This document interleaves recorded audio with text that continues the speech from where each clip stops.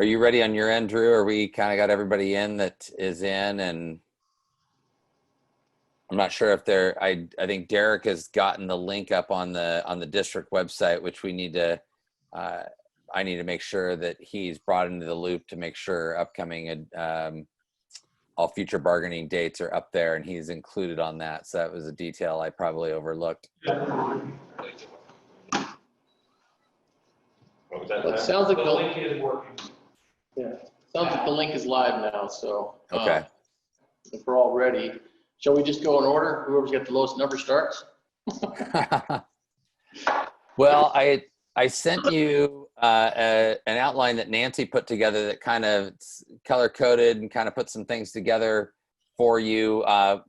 But we're ready. And then I also sent you 4 proposals that if we wanted to, we could jump right into Article 7 and start there, unless there's other business for the good of the order before we get started. What do you have any preference on that?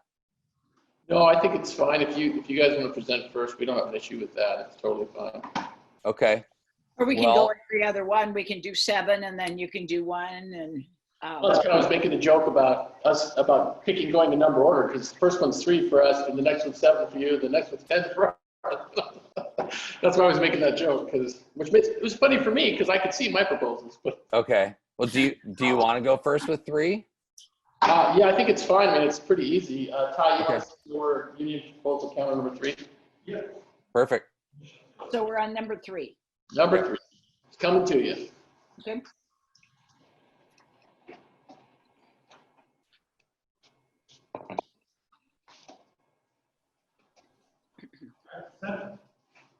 All right, you should have it, Dan.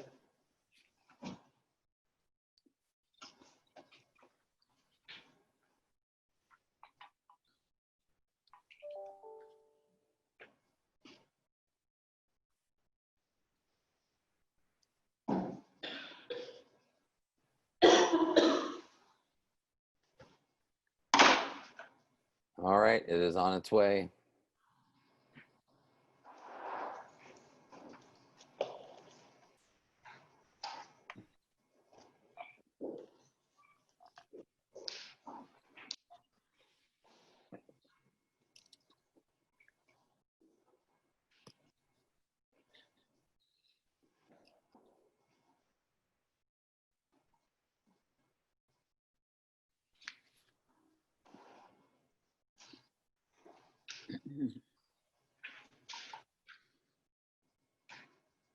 All right. So we appreciate you guys making some movement on this. We came back, as you can see here, we just adopted a lot. We did cut it down just a little, but basically it's the same idea. And we added a last sentence where, depending on the year, either the district would have priority of preference, or the union would, as a way to kind of make it even. So either side, whatever year the issue comes up in, they would either mutually agree to send it, or they would make the decision of which avenue to use. So that was the idea behind that. Pretty straightforward. I don't know if you have questions. Well, I guess I'm wondering why the way you had written it earlier, looking at it, they shall either move the matter to expedited arbitration or take economic action. So right. I assume that meant that if we were going to go to expedited arbitration, which is a procedure that's not provided for specifically in the statute, it does take mutual agreement. And so we wrote that in. And I thought that really we were together on your proposal of last time, except that we wanted to spell out what the economic action was. And now you're coming up with an entirely different concept, which is that we would not have the right to proceed with 243-698 and the economic action, and alternate years, if you chose to go to arbitration, then we would have to agree to that. Is that right? Yeah, each side would be able to agree on the year that was their preference if they wanted to do that. Because the way I read your last proposal was that you had in there that they may do it. So if you're saying that you're okay with us agreeing to go to, if we choose to go to expedited arbitration, that would probably be the preference over implementation or taking strike action, right? That's how I understood that. If I'm misunderstanding your interpretation of what you're saying there, then I apologize. But I was trying to make it clear that we really want to try to go to expedited arbitration unless we really don't have that option, or if we don't want to push things into implementation or into strike action. That's not what we're trying to do. We're trying to get resolved fast, right? That's the idea with the expedited arbitration. And I understood your last offer. It could be an option, but it wouldn't necessarily be an option. So, I mean, frankly, we're much closer together on your last proposal, because your last proposal basically said they shall either move the matter to expedited arbitration or take economic action. right. My purpose here in writing out what the economic action was just to avoid any misunderstanding about what that is. I think you confirmed that last time the economic action was that you could strike and we could unilaterally implement. Right. So, I mean, I guess we're much closer then. What I don't like about what you proposed here is that it doesn't say what you just explained. I mean, I don't think it appeared to me that it said that in odd years, the union would have the same option. That is, you could decide, and then we would have to go to expedited arbitration. And, there might be some times when we would choose expedited arbitration, but I think that we're not going to agree to language that would mean that we would have no choice about expedited arbitration because it happened to be an odd year. The even years, we'd fall into the same boat, just to point that out, that we wouldn't have a choice either. It was an attempt to really split the difference, to be honest with you. But if you want to give us something back that was close to what we had, if we can have, I think what I didn't like about it is it felt like we didn't have a choice for the expedited arbitration, which I think is where we'd like to go if we run into these issues, just so we can get an answer, not wait forever, and not have to worry about dealing with something that's implemented or something that was, putting up pickets, because that's not our end goal, obviously. You retain that right, but that's not what we're trying to do right from the jump. We're trying to figure out a way to get this resolved in a quick manner. So, I don't think you do have a right to go to arbitration unilaterally. If you look at the beginning of this, we're only in this situation if a provision of this agreement, that is this contract that we're going to agree on someday here, is declared illegal by the final judgment of a court of competent jurisdiction. That's a final judgment. That probably takes about 2 to 3 years, because the final judgment would be the Court of Appeals or the Oregon Supreme Court if they accepted the case. So this would be a long, drawn-out process anyway. But as I said, I think we were much closer together on your last proposal, which is if the parties fail to agree on a solution, they shall either move the matter to expedited arbitration. And you have a reference to 243-698, which is really in reference to the take economic action. But I just felt like it would help to spell out that you had the right to strike. I mean, I thought maybe that's what you wanted to have, the right to strike. And I was hoping that maybe it would be clearer if we just spelled out what was the economic action that you're thinking of. Okay. All right. I think we understand each other in this. Unless you want to come back with it, I'll take another stab at it here and get it back to you here. Now that I got a better understanding of what you're saying too. Okay.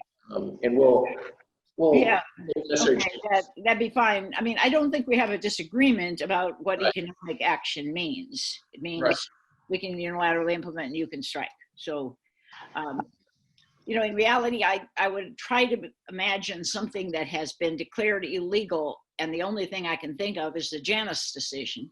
We had a fair share language in the contract, it was declared illegal by a court of competent jurisdiction, that was the US Supreme Court. It invalidated a portion of the article, namely the fair share requirements. And so, you know, I think the parties pretty speedily got together and agreed that, well, fair share just was gone. I mean, there wasn't any need for replacement language. Now we're going to be bargaining with section or Article 7, some things about dues payments and contact with the members, so you can, you know, promote union membership. So the other thing to point out here is that every time the contract comes open, you have an opportunity to rebargain. Sure. So, okay, well, if you want to take another stab at it, that'd be fine. Okay. With that, I'll turn it over to you guys for number 7. All right. You should have our number 7, and so Kevin will put it up there for participants to see.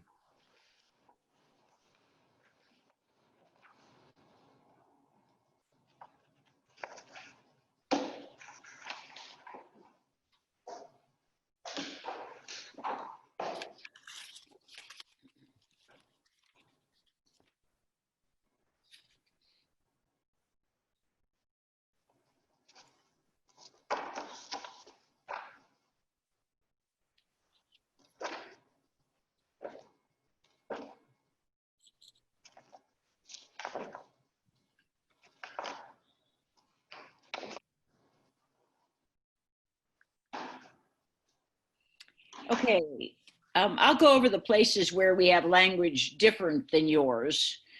You had crossed off the first 2 paragraphs, and we likewise did. And then in the next paragraph, which becomes number 1, I think we have the same language as you do. And let's double check that. Yeah, I believe that no change there. In the new number 2, you've said designated union representatives elected or appointed shall be granted time off without loss of pay from their regular school duties to attend local meetings dealing with grievance proceedings and labor negotiations. We're concerned about the number of people who might be involved, and we believe that while people have a right to representation, having an unlimited number when we're pulling them off work is not necessary. And then we inserted the phrase, unless their absence causes an undue hardship for the district. And that language is right out of House Bill 2016. So there is an exception in 2016 for those situations if it causes an undue hardship for the district. And then later on, there's a reference to the fact that you reschedule those meetings if there's that problem. So the example would be, you know, if we had a situation where we got the only person who performs a certain job, which Vance kind of is in that situation now. If there was some sort of emergency situation where his services were needed right away, or there was no, you know, way to put a substitute in or whatever, then we'd have the ability to reschedule. Then the next one, number 3, I think we adopted your proposal. And then number 4, same, we adopted your proposal. When we get to number 5 there, we have that the district would release the president or his or her designee. We've put or other local union representative. Although I think that's what you mean. I think we prefer that language because the designee of the union president could be, you know, somebody who has nothing to do with the district or the union, and probably wouldn't be terribly helpful. So we just, you know, would give an opportunity for any other local union representative. And then this is release time. You wanted 30 days per year. We are agreeing here to increase from the current I think 10 is what we had proposed. And I think that that's current contract language. We increased that to 15, but we do have a concern about having any one person off. 10 days per person is a substantial portion of the work year, and no matter how we manage it, it amounts to some disruption for the workplace. So we're going with the increased number of days, but limiting it to 10 per year. And there are a number of contracts that I have that sort of differentiate the total from anybody's per person use. And then on the reimbursement portion, it talks about, your proposal talked about to replace the member. In our estimation, if somebody's gone and they're not able to produce work and we can't find a replacement, we still have a cost. The statute talks in terms of full cost of salary and benefits, I think, and what we did was specify the benefits are payroll costs. There'd be no charge for any pro rata share of insurance because we pay a monthly fee on that. So that's a clarification. And then in 6, the change there, we agreed with your sentence, the district shall provide union information when requested by a member of the leadership. We kept in this other sentence, the association agrees to pay reasonable costs for the development and preparation of requested materials. That's a little different than just giving you a copy. That's development and preparation of requested materials. So that might mean you ask for financial data that we would have to pull from several sources, and we would have some costs in our business office to in terms of employee time. So we left that. That's, I think, current language. So, and I think we forgot to change the association to union there. Yeah. So that should be done right there. Yeah. Okay. Then we move on to a new section. So that section is kind of like modifying language that we already have.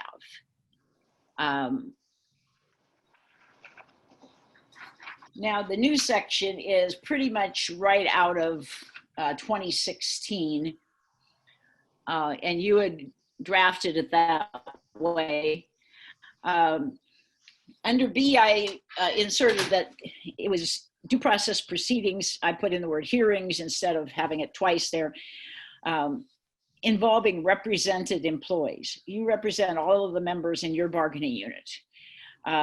You would not represent teachers. So, I mean, maybe this seems obvious, but it would be those hearings that involve represented employees.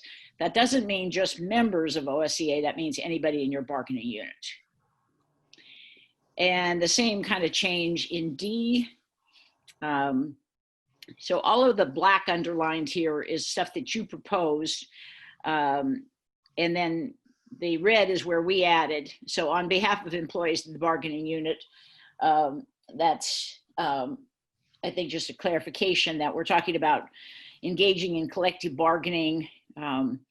That's when we're engaging in bargaining for your bargaining unit, not some other group.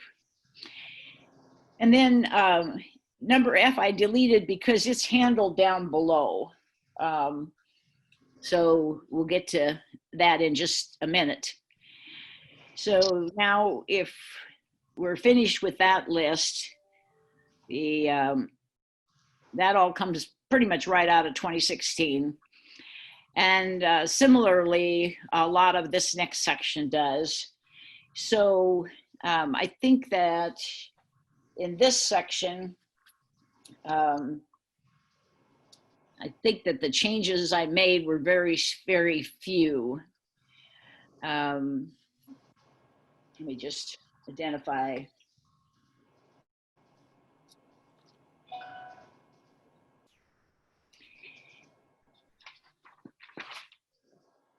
Okay, this section comes out of the proposal that you made for Article 32. It is the language that has been TA'd on January 8th this year. The MOU, yeah. Yeah, right, yeah. So I think that is pretty much exactly, I don't see any notice of change there. And so I think we just inserted exactly the number 1, 2, 3, and 4 out of that MOU. Okay. Okay, then moving on. Now we're in another section of your proposal, again out of 2016. Again, I think we're trying here to be specific about how this actually works.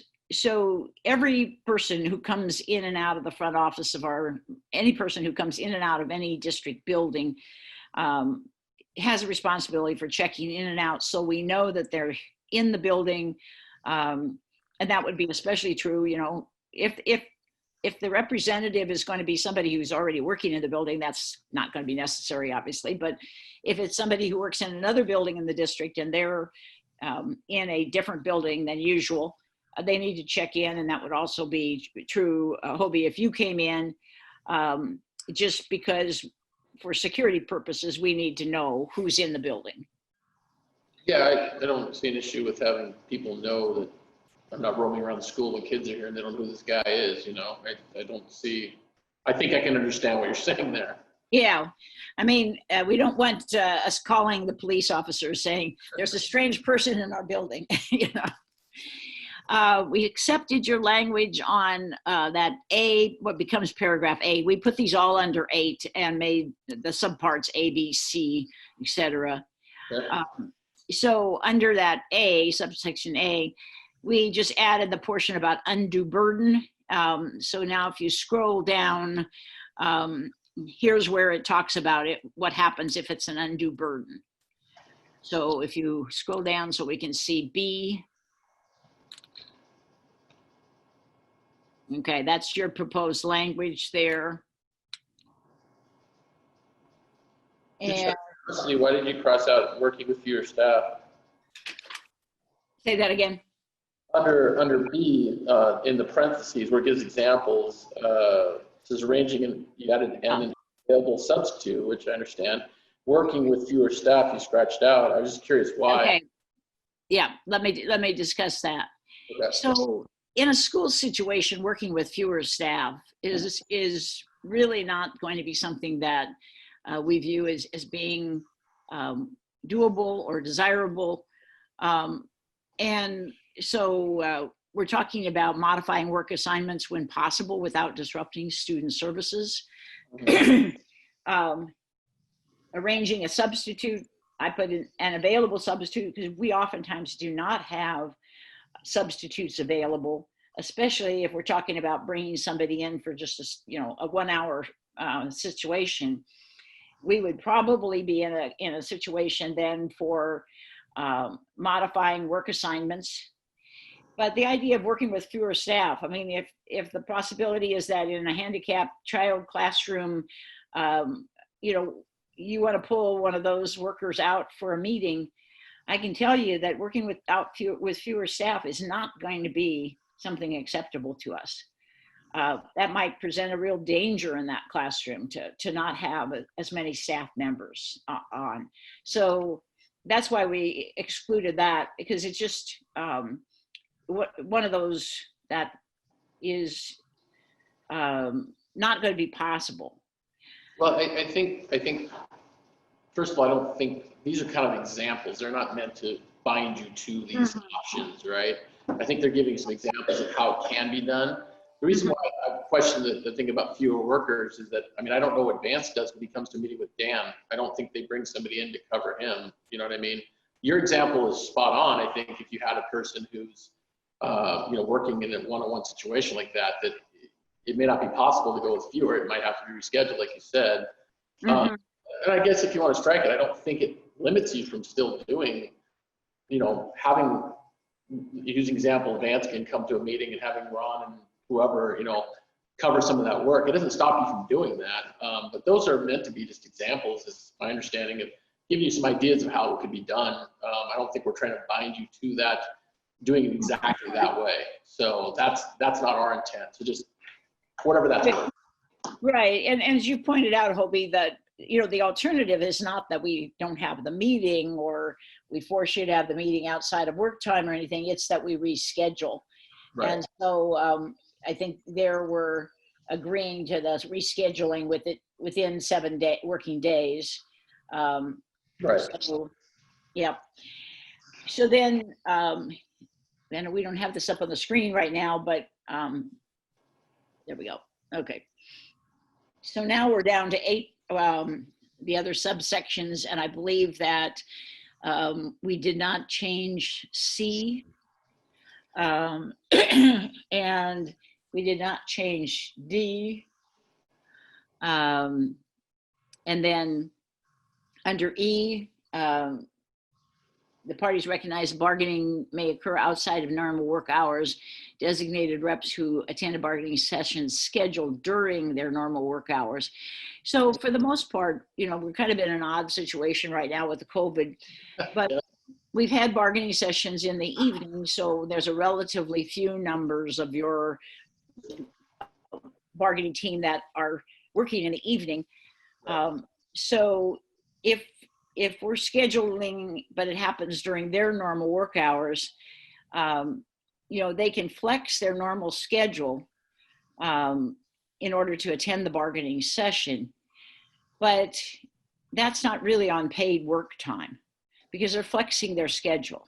And this is the way I think it's always worked, that a person can say, well, either I want to go to an association meeting or I want to go to a bargaining session, but that's during my evening work shift, or I'm on a swing shift. And so maybe on that day they come in, 2 hours early, start their shift early, then they're excused for 2 hours during your membership meeting or during a bargaining session or whatever amount of time, and then they go back to work. So I think that's what we want to continue to see, that we're willing to see that rescheduled, but having the employees compensated when other members of your bargaining team are not being compensated. It's not what we thought that this was really intended to do, but it certainly, our intent is to have it work that way, much as we have over a lot of time in the past. Yeah, and I think that I think as long as we keep ourselves some flexibility, especially if we're getting close to a deal and we have to bring people in, which I think is standard things you do in the past too, just make sure they get paid if it's during their work hours. And we don't want them to sacrifice their work, their pay for the day. Right. If we can schedule or even reschedule sometime other than during, if it's going to be a 4-hour bargaining session right in the middle of their work hours, we probably would, instead add an hour on to the rest of their day work so that they don't suffer the loss of that 4 hours. So. Yeah, I understand what you're saying there. Okay. So now under access to employees, left those out, that in the next one, because it seemed like they were duplicative of what we already had up above. Mm-hmm. And you check that out, make sure I'm right about that. Okay, I'll take a look at it. Yeah, I think pieces from various other sources, and there's some duplication. Then down under 9, right to use district facilities. Union shall have the right to use the district facilities outside of regular work hours. I think our concern there is that, we have both school activities, and we also have activities that are being used right after school, and sometimes even in the evening. Our buildings get scheduled up a lot. So another way to say this would be that the union uses the same process that we require other groups to use. If you want to reserve, let's say, a big room, maybe a whole then, just go through the regular scheduling process so that we know that there's not a conflicting meeting that was already planning to use that part of the facility. Yeah, I think on that one, we'll draft something back to you. And I understand what you're trying to do, and it's pretty reasonable. You don't want us running in and saying, hey, get the board members out of here. We want this room, right? And I get that, So I think the way it's worded here doesn't work for us, but I understand what you're saying. So we'll come back to you on that piece with something that Yeah, I think we'd be agreeable to something that just said that you have the right to use our facilities, but you go through the process that, other groups also have to schedule. So okay. We'll take a look at that. Okay.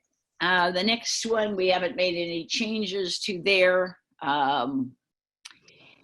When we get down to in district providing the information 10 days from the date of hire for newly hired employees, they just put in the bargaining unit, which I'm sure was what your intent. Yeah. And then you gave us a really long proposal that had to do with release time. And this was for employees would be granted up to 3 months of release time without loss of compensation. All of this is very much spelled out as a section of ORS 243.802, which is part of House Bill 2016. We thought maybe just have a reference to that section or something here, because this would be something that would be pretty rare. It would be probably a single person. This would be like a situation I can think of in the past where, let's say that there's some sort of a ballot measure that's on the ballot. And so OSEA says, hey, we'd like to have Vance be freed up for 3 months. I guess if it's not in the middle of the winter, we probably would agree to it. But any person, but it's going to be a rare situation. So rather than putting this all in the contract, we thought maybe we could just write a single sentence or paragraph that would say for folks who want to be released for a period, an extended period of time, that we refer them to this part of ORS 243.802. Okay, yeah, I'll take a look at that. Okay, and let's see, is that the end? One more page. Scroll down there. Okay, and then you had a maintenance standards clause there. Yeah. And we're not agreeable because, frankly, school business and the way we finance our schools in this state, we can't agree to make those be ongoing provisions such that we would never change them. We have the opportunity in the middle of a contract. There are times when we can make a decision and then we have to bargain that with you. But I can't think of really any contracts that have a full maintenance of standards clause. We've already addressed governmental decree in the portion that talks about, that's article number 3. If a governmental decree, whether it's the legislature or it's a court, then we, under article 3, we go back. The language you proposed for 10.2, which we now make 10.1,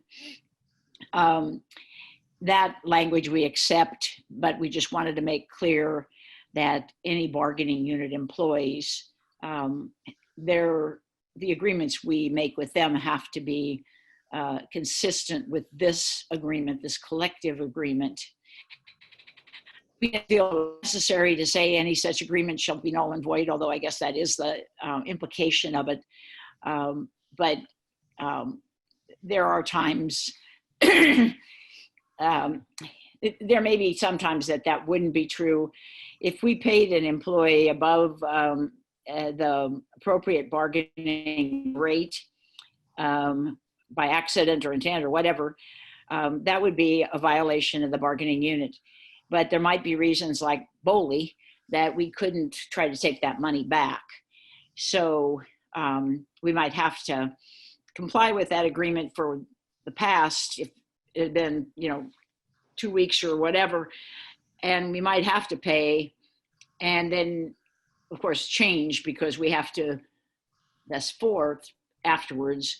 I mean, this could be like a mistake in payroll department and somebody's been overpaid. We would generally try to,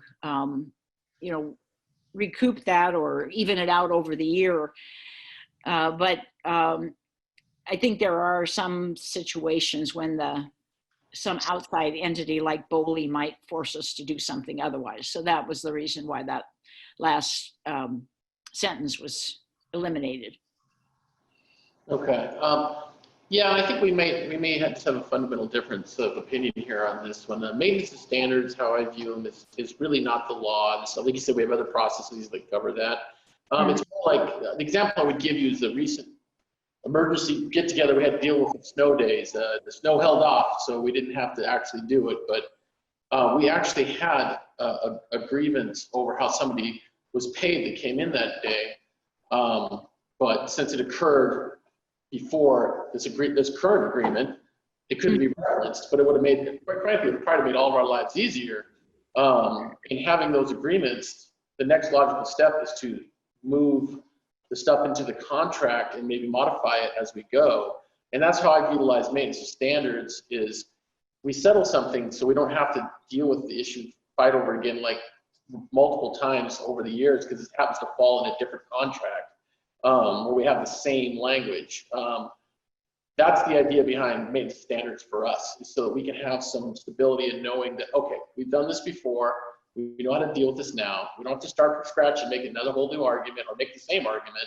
And then a lot of times when we go through that process, or at least when I've gone through that process, there's things we move into the contract because it makes sense, right? That's why we did the settlement or whatever, right? Then the maintenance standards goes away as part of the contract. So that's how I've utilized maintenance standards. I find it to be very helpful. And like I said, we may just have a real fundamental difference of opinion on this. But that's the point of proposing it. That's our point for proposing it. Mm-hmm. Well, in reality, if you see us doing something that is different from what has been a prior agreement or a prior resolution on an issue, you can always file a grievance on it, because if it is in violation of the language of the contract, then that will be corrected eventually, either by the steps of the grievance procedure or by arbitration. So I guess I don't see that we need to have a separate section on maintenance of standards. Well, the thing, Nancy, is that the example I gave was, and Dan can attest to this too, Article 17 just had some real rough spots in there, and it's not clear in some of it.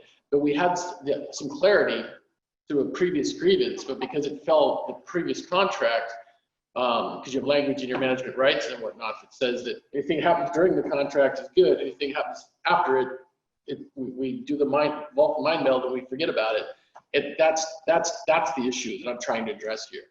I want some continuity, because you're right. We could totally take that settlement if we all like it, and we could roll it into the contract. And now it's resolved. It's not a maintenance standards issue. But in the meantime, maybe it pops up once and we have some resolve how we dealt with it here. Maybe we don't deal with it again. At least if we do, we can come back and look at how we dealt with it here and say, okay, here's how we dealt with it before. Let's not remake the wheel here. Let's go through and utilize this settlement here. And if we don't like it, then we'll bargain something different when the next opening is, or write an MOU or something of that nature. That's the idea. Well, you can always bring that up in a grievance that you file, that yes, there's been a past practice interpreting the same language, and here's what the parties agreed upon in that case. These things come up because we don't see the circumstance maybe as being the same as the last one. You may, on the other hand, see it as being the same circumstance. That's when you go to arbitration, that's each side can bring up what they believe supports their view of the quote past practice of interpretation of some contract language. So okay. I think for that reason. All right, I understand what you're saying. Like I said, we might just have a slight fundamental difference here, and that's okay. Mm-hmm. So I think that we have a lot of agreement over this article. Obviously there's quite a bit involved here. So it seems to me probably, unless you have other questions, we should just have you guys come back at the next meeting or a subsequent meeting to respond. I don't think it's such that we can hammer this out at a bargaining session, because you're going to have to talk with your team about some of these provisions. So anyway, we tried to take what you gave us and apply House Bill 2016, and put it together in a way that meets the statute, as well as there's some parts of our past language that still are applicable. So. Okay. And I think, I don't think we have any questions. I think we can get this figured out. Dan and Vance and I sat down and did a big chunk of the new hires and non-union folks, and I haven't heard any problems. Have you, Dan? No. So I think that we haven't had any issues with it, but I think it works for management as well, because it spells it out pretty clearly. Yeah, exactly. And so I think you're right, Nancy. I think we can get to some resolution on this, and barring the maintenance standards piece, I think we can still get some resolution on this. And I don't have any further questions about it. I understand what you're saying here. Okay. So I move to Article 10? Yeah. Mm-hmm. You want to look at that? All right. Yep.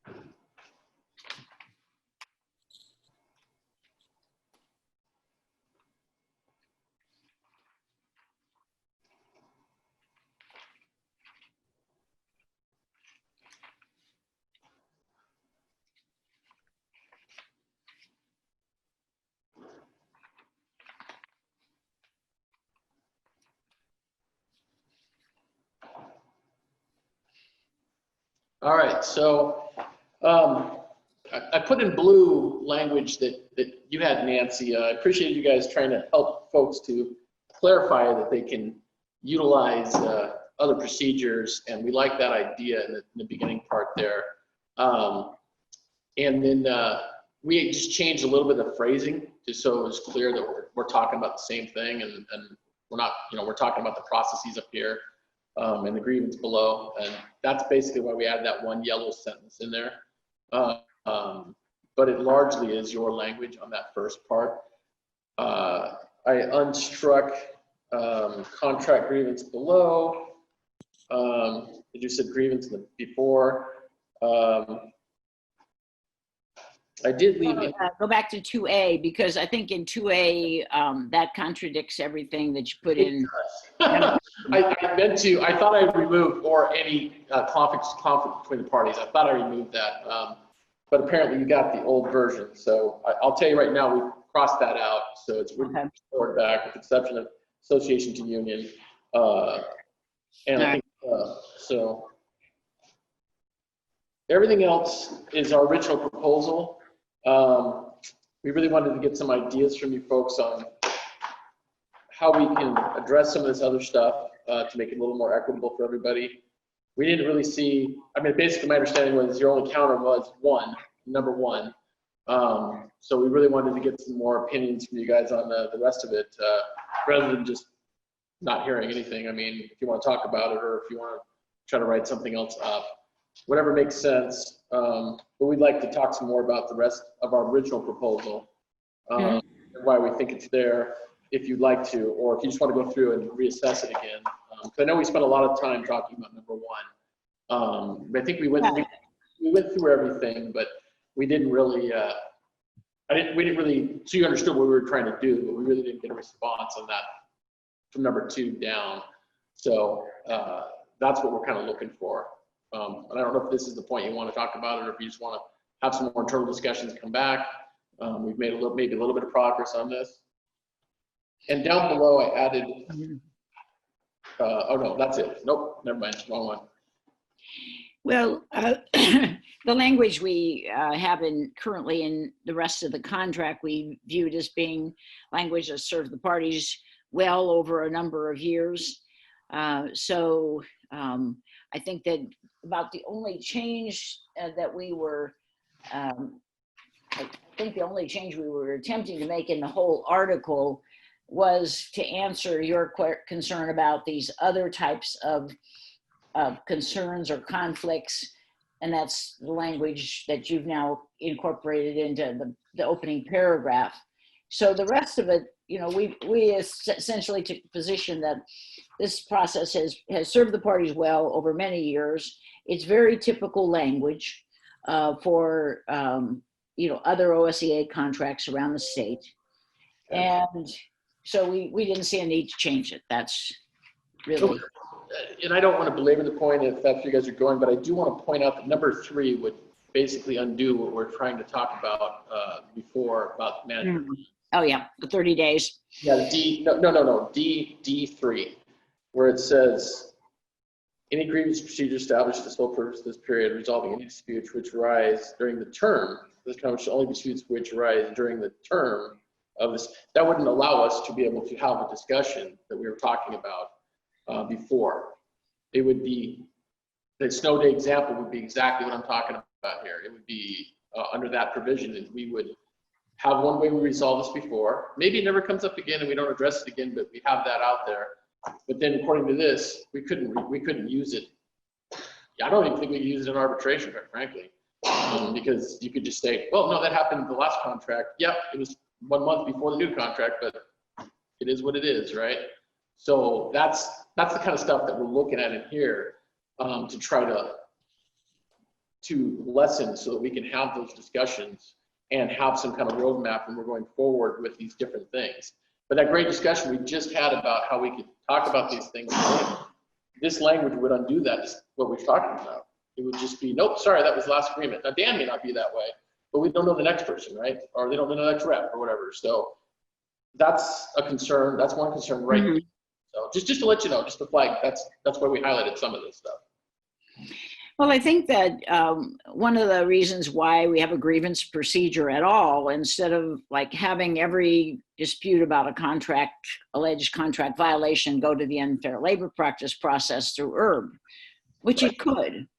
If you had no grievance procedure in this contract, you could take every alleged violation of the contract to ERB, because there is a provision of the labor law that says that ERB will police the contract if you don't have a local procedure.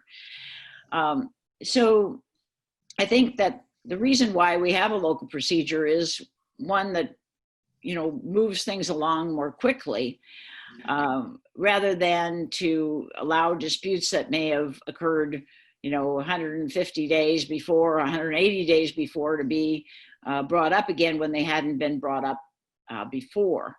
Right. So I guess that I'm reading in D3, your cross off is meaning that, for the lifetime of the agreement, maybe 3 years, right, somebody could go back to the first year and say, oh, wait a minute, I got a reprimand back 3 years ago, and I don't think that you follow the due process procedures necessary, so now I want to grieve it. Some things, just have to be dealt with. If there's a alleged violation of the reduction in force article, for instance, it doesn't serve anybody well to allow people to grieve that, 2-3 years after it occurred. So there are reasons to have a shorter timeline for grievances, I guess. Yes. And I think you're talking about number 3 under procedure. And I understand that. And yes, of course we want to push things out a little bit. Of course we do. 14 is the minimum by law. But what I'm really talking about is D3, which is right above that. It talks about the process. The grievance process is established for the sole and express purpose of resolving any disputes which may arise during and then I've crossed out the remainder, so just as the agreement. And I was just saying that was a piece that we struck because of the fact that like to talk about maintenance of standards, right? If we settle something and all the parties are happy, but we're not sure if we're going to see this again, right? You know, we settle this agreement, say, well, let's take care of this. We're not sure if we're going to see this again. That was kind of a weird situation. But then, lo and behold, the next contract, you know, a couple years later, we have it pop up again. So now we have this grievance where we say, okay, this is how we settled it before. So let's sit down. Okay, we have this grievance. We have a roadmap. Let's take care of this here. And now maybe we want to talk about bargaining something in the contract because it is coming up repeatedly, or it's coming up multiple times or whatnot, right? But that sentence would not allow us to do that.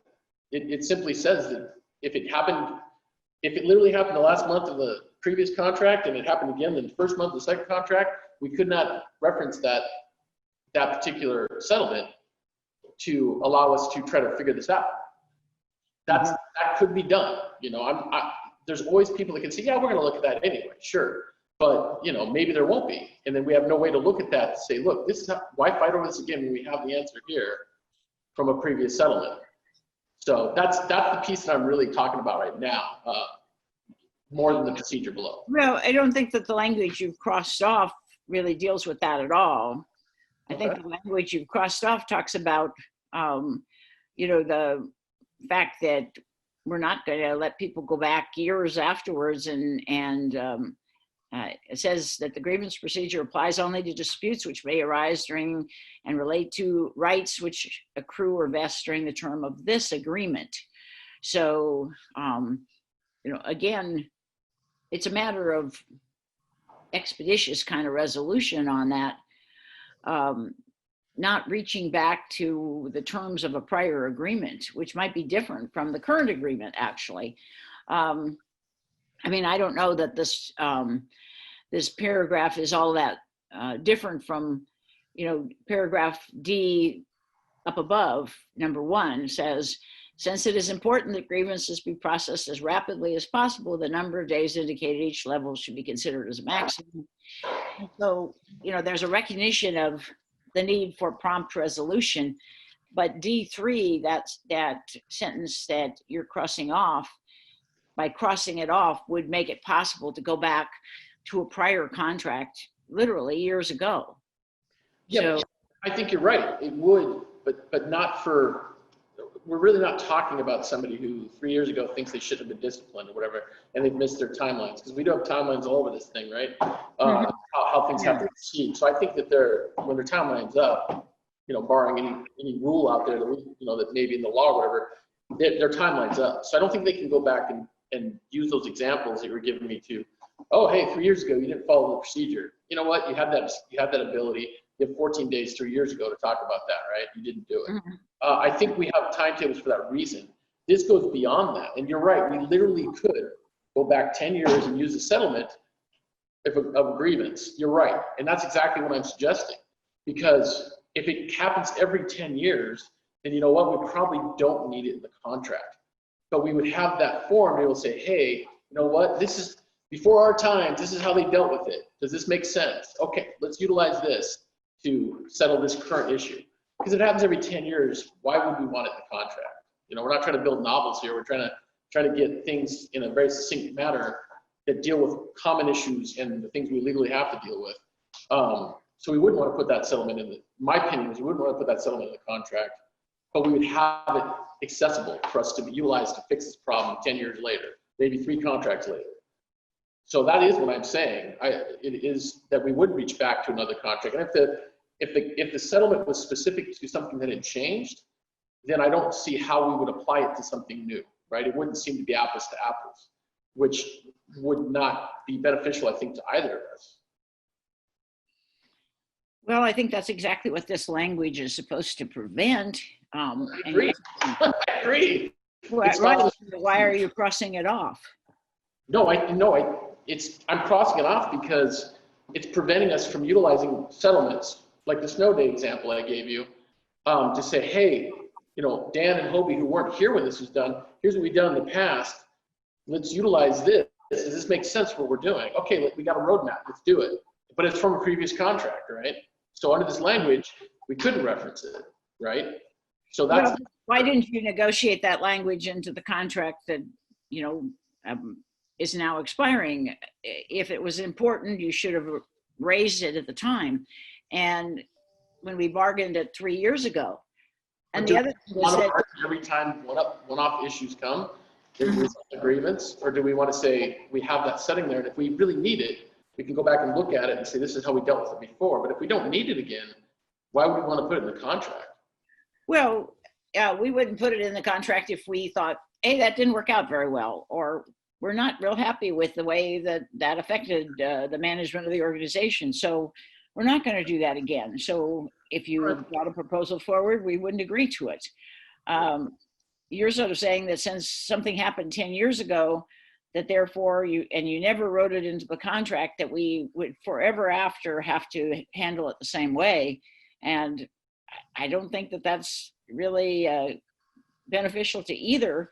I mean, we could say the same thing about procedures and stuff that we had applied 10 years ago, but if that contradicted something that was in the current contract, it certainly wouldn't be applicable. So, I mean, I think there's something also about having a contract that's up to date, that's, you know, current in terms of the interests of the parties at this time.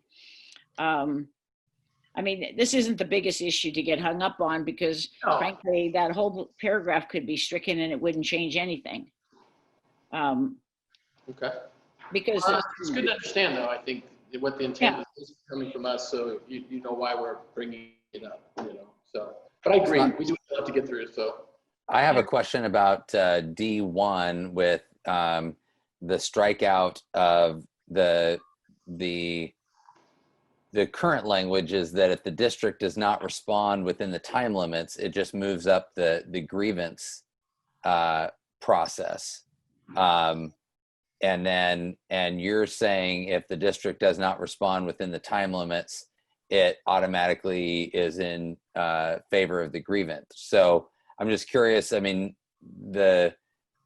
curious about that. And then if that's, I mean, I'm thinking about the informal process where it could be more of a verbal process, just the very initiation of a grievance. And, you know, we have an informal meeting to discuss your concerns. I informally tell you that, no, I don't think it's a contract violation. But because maybe something wasn't put in writing, and you don't think I met a time limit, so then automatically it goes in favor of the grievance. Help me understand D1 a little bit more. You understand it, Dan. You got it right. If you read the second sentence, you'll see why the first sentence was changed. Because if the grievant fails to do it, they automatically lose. They withdraw the grievance. It was to even those two things out. Because on one side, if there's a mistake made or whatever, you're out of luck. On the other side, well, you get a second bite at the apple. It gets pushed up the level. If it worked that way both ways, if it just said if they didn't resolve this time to get pushed to the next level, that would be fine too, right? We're trying to even that out because it's very heavy-handed on one side. That's the idea behind that. But you understand it, correct? Well, I would tell you that I know of only one other contract in the whole state of Oregon that has the language that you propose there. And so I'm wondering why scores of other OSEA contracts haven't pursued this matter, but I don't think we're interested in changing the current language here. Well, I just got to Nancy, give me some time. Well, and I would agree with Nancy. I mean, there's nothing, it's not as though that the district's failure to respond limits your access to the grievance process. It just moves it right up the chain. There's nothing denying that. You know, the association is the initiating party, so therefore there should be some responsibility for that party to continue moving it forward. But again, the district's, you know, not, I mean, if the district were to continue to fail to meet its timelines, it would probably head towards arbitration, which the district would clearly want to avoid. Yeah, we would not be very interested in that language since we're not denying you the grievance or arbitration process. Well, I can totally understand your position, and to be fair, we put forward the language we were interested in, right? That kind of made sense to us. So, yeah, we understand. We hear what you're saying. I think you hear what we're saying. The second sentence is why the first sentence was changed. So it just seems to even it out a little bit. And there's scores of contracts. It doesn't sound like an OSCA what Nancy's saying, scores of contracts that do it that way. And usually it moves it to one level up. And then at that point, it's the time that timeline is safeguarded. And then those people have to both respond at that point. It's typically how I've seen it in other groups. Yeah, I mean, obviously we're going to put forward the stuff that we think is, interesting for us to put forward. So, but you do understand it, and I think you understand the reasons why. So, like Nancy said, I think we keep moving. We'll try to get through some of this stuff because we're going to have a lot of homework, it sounds like. Nancy, do you have any other questions on they have a few more things on procedure on down. There's a couple different things there. Let's say about the days, calendar days, unless stated otherwise. But I'm trying to remember if we have some places where we have stated it otherwise. We changed it, Nancy. That's why. Yeah. Obviously, the main problem is with school year employees and whether the parties are available and so forth. But I don't have a problem with the addition of unless stated otherwise, because I guess we have to look at our other places in the contract. And so I don't have a particular problem with number 4. When we get down under step 3, procedure, so there's a statement there that we file initially at one level within 14 days. That's calendar days, so that's 2 weeks, and you propose 30 days, which would be a month. Right. And so what is the rationale for increasing the number of days there?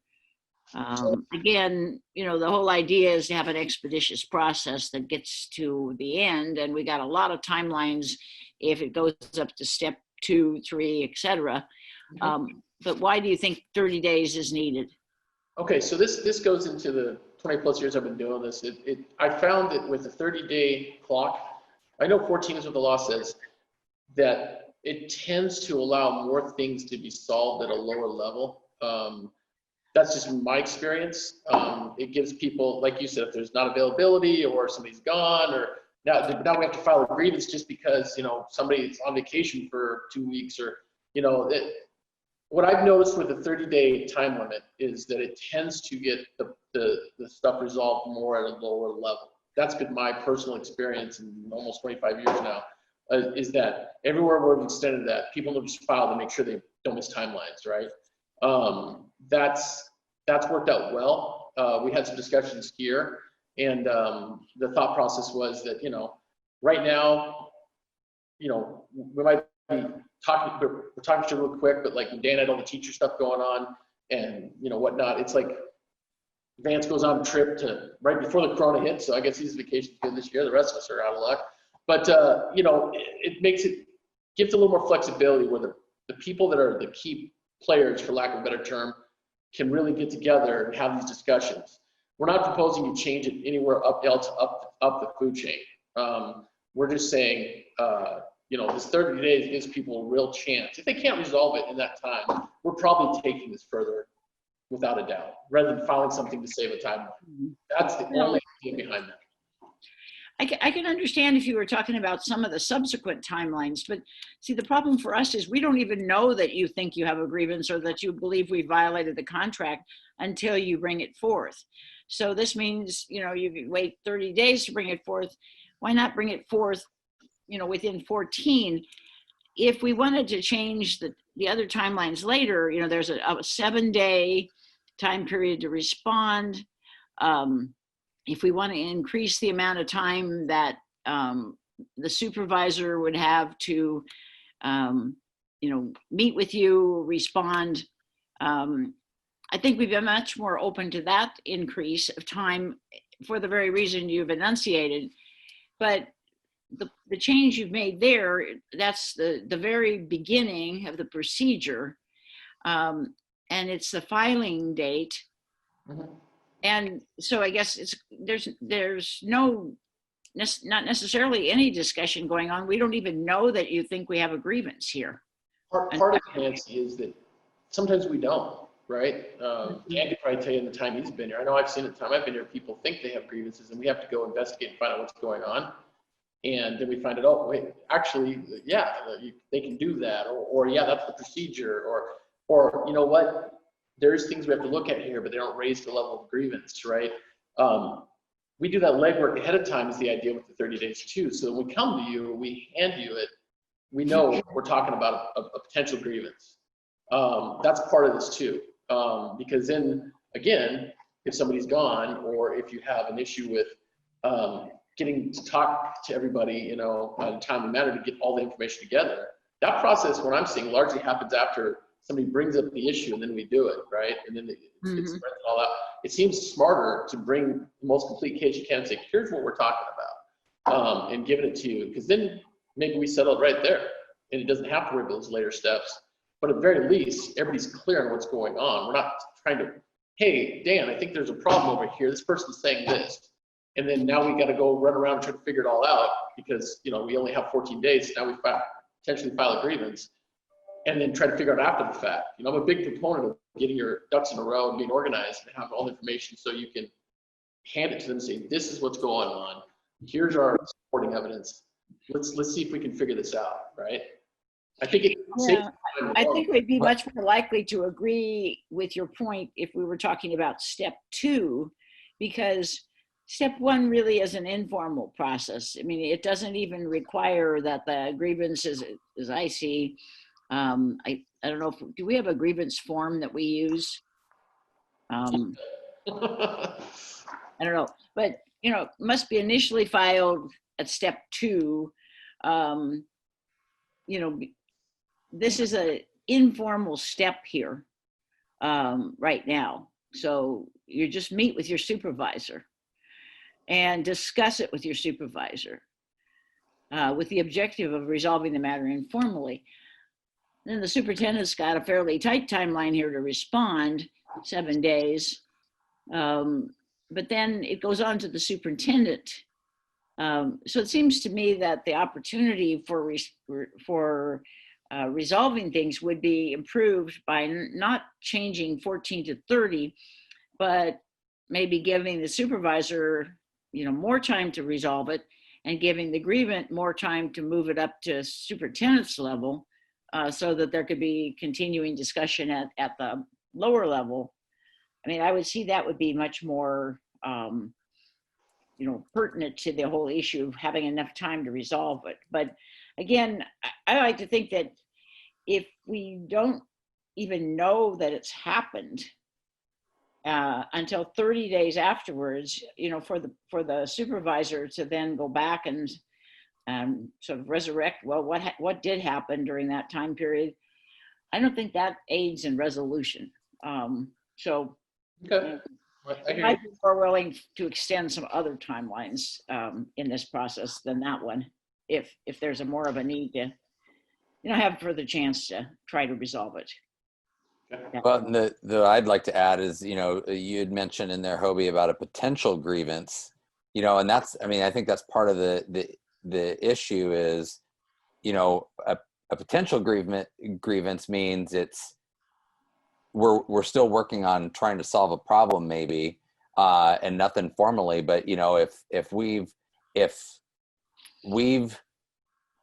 from the management side, if we think that we've solved an issue before it was a grievance and then 30 days later, then it's filed, you know, we've moved on to other things. You know, we may have thought that we had resolved the issue, didn't know that there was still a problem to be solved. And so, you know, they're really, I mean, I get what you're saying by a potential grievance, but it's really, you know, we either have a grievance or we don't.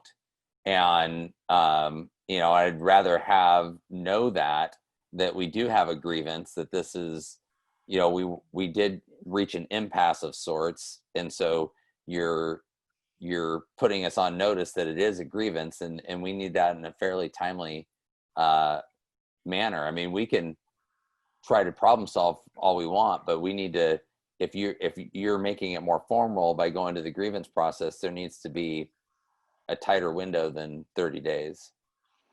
Okay, I hear you guys. I understand what you're saying. Is there anything else with 10, or shall we move to your guys's? Well, let's see if we have any questions about the remainder of this here. Okay. You know, the change in two, I mean, it really is really important in the grievance process to know what articles are or sections and paragraphs are alleged to have been violated. If you just come in and say, well, we have a dispute and we think that you violated the contract, but we're not going to list, I mean, we're kind of guessing at that point. That's the reason why it's a requirement to list the contract article that has been alleged to have been violated.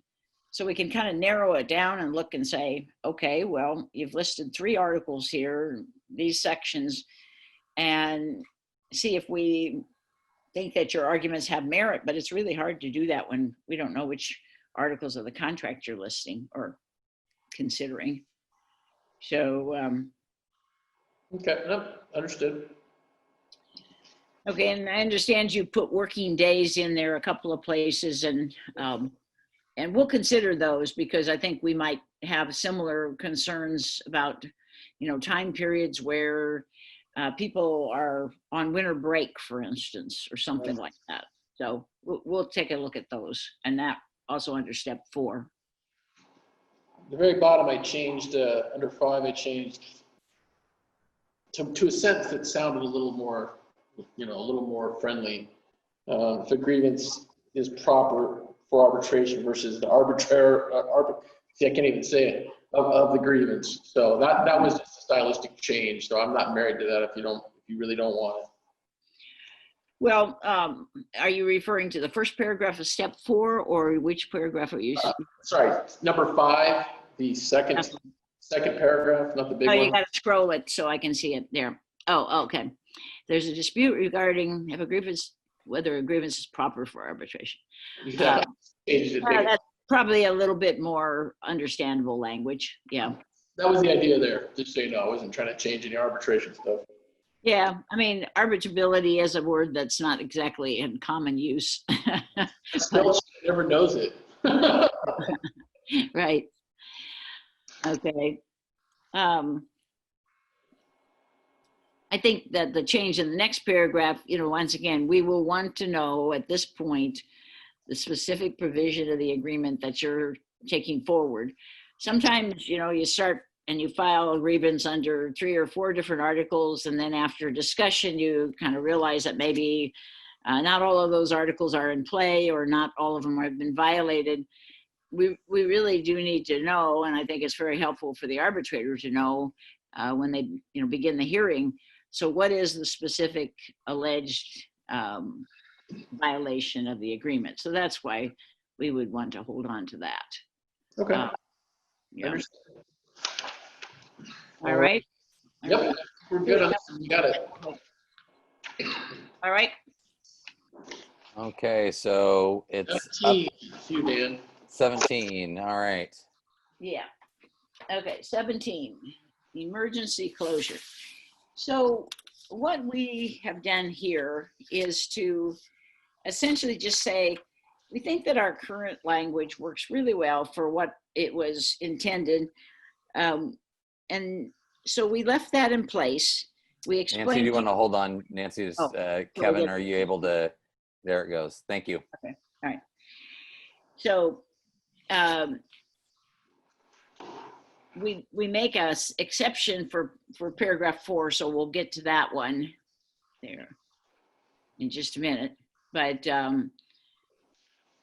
so we last time I talked about why we wanted designated employees as opposed to an essential. It just raises a question of, you know, do we have to make a list of essential employees? The essential employees who might be necessary to have come to work, you know, in a situation involving a windstorm might be different than essential employees who were needed to come to work, you know, in a snowstorm. So you might have, you know, no problems with the buses during a windstorm, but you got power outage in one building or something. So we just felt like that word's essential is just confusing. It just should be whatever the district has designated employees to report to work. But that's a proposal you've seen before. So now if we scroll on down, you gave us a lengthy long-term emergency closure language. And we really think that it is almost pointless to try to negotiate something when these situations would be so different. So Right. I would give you the situation. If we had a very powerful earthquake off the coast of Oregon, there might be completely different circumstances than the COVID. Right. And so, you know, there might be a question about whether we can have student attendance on site because it's the middle of the winter and power is out. So, you know, that would be a different circumstance. There wouldn't be a possibility of infection and so forth, but there might be other adverse conditions. So we just put this in just to say that, you know, more than 1 week student attendance on site has been restricted by law, then the parties will meet to bargain. So this is the emergency procedures kind of situation. And, you know, we did meet in this case, and we finally reached agreement with the association over provisions for the long-term emergency closure. So that's our proposal, just not try to go into the detail here in the contract. No, and I think that you know, I went back and read this, and we have talented folks that write the stuff for us. I'm sure you know many of them, but I was kind of coming up on the same idea that we don't have a crystal ball, so we got to figure out something that would work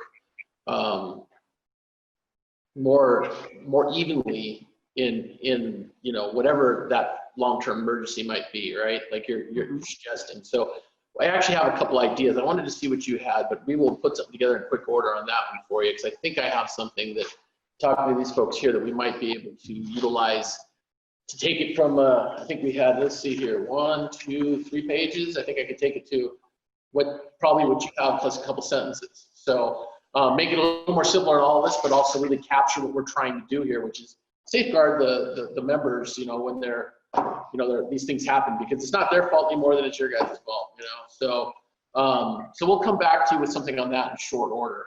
Okay. But I understand what you're saying here. Okay, so then let's see, the next one that we were going to respond on. Well, we got one more. You got 21, Hobie? I need to hold on 21 for a second, but I have We have 20 first, don't we? well, actually we have 13. Since we're going every month, I couldn't keep the full number in order there. Oh, we skipped 13? Yeah. Can you send Okay, that? yeah, okay, gotcha. All right. Yeah. So we're sending it to you right now. Okay.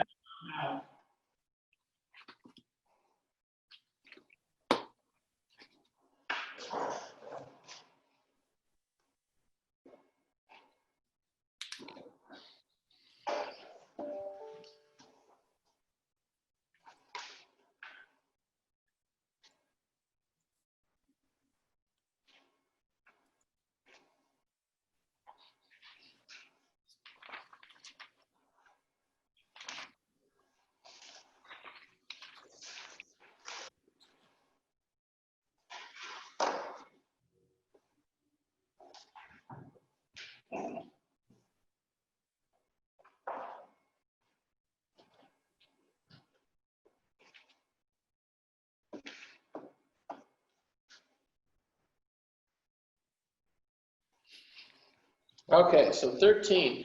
I put in blue what I believe that we're agreeing on so far. You know, I know it's not done till the art is done, but I wanted to kind of show that we appreciated what you did up there. It's number A with seniority. We do feel that that will be beneficial to our folks. It's a good start for what we're trying to do, and it may allow us to address other segments of the contract a little bit, where we've made similar assertions to reflect some of what we have in this one here. And then down below, the part where it says, and the review with the union, we've highlighted that as well. So again, we're kind of in the same situation we were with 10, where we have a lot of things that we have highlighted. This rest of stuff you recognize from our original offering to you guys, but we really didn't get exactly some details on some of this stuff, and I didn't know if you're interested in making your proposal beyond what you've done. Maybe we should wait for that, or if we should have some discussions now. Obviously, like on the second, well, under 4D, we are concerned about people not getting benefits. Okay, and so that's another section where we have a few of them in the contract where we've struck through that because we want them to be for our employees so they get benefits. Mm-hmm. You know, if you're interested in doing something where they work less than 4 hours to get benefits, we talk about that too. But our key concern, like on that portion, is folks, we have, using our kitchen staff as an example, we have 2 kitchen floaters, and they're both less than 4, so they don't get benefits. And realistically, you know, that probably could be one person, probably even less hours than they're working, quite frankly, and they would have benefits. So things like that, we're trying to understand why, you know, we're not making sure everybody gets benefits, and why we can't do things that make sense like that to make that happen. And it's actually under number 4. Yeah, you got it. No, further down. 4. It's under reduction of hours 4, yeah, D. So Okay. we're talking about no less than 20 hours because we want them to get benefits. That's really what it boils down to. So you're referring now to 4D, Yeah. Or is it 4C where that starts? Yeah, it's really all of 4. You can see the changes, and the changes there are to get rid of people that don't get benefits. I shouldn't say get rid of them. That sounds bad. We're trying to elevate them up to where they get benefits, or, you know, combine jobs where it makes sense, you know, so that they can get benefits. We really don't want to see a whole bunch of 3.75 hour workers for no other apparent reason other than not getting benefits. And if it's a 3.75 worker, realistically 15 minutes is not going to make that much of a difference in the sense of what they're doing. They really should be 4 hour workers. So let's look at 4 as a whole. Here's what 4 does.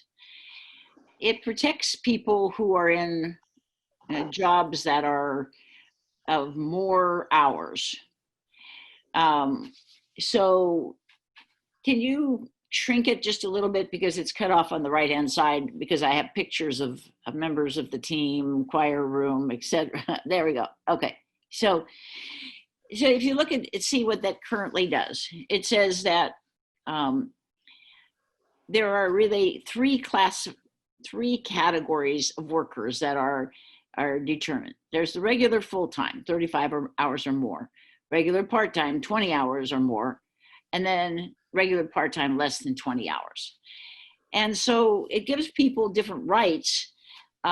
So, you know, whether the parties have agreed that full-timers, you won't involuntarily assign those, and I'm looking at now B, to a regular part-time or a regular part-time less than 20 hours per week without observing the provisions of this article. So in other words, they have a right to have their current regular full-time status, you know, respected and adhered to.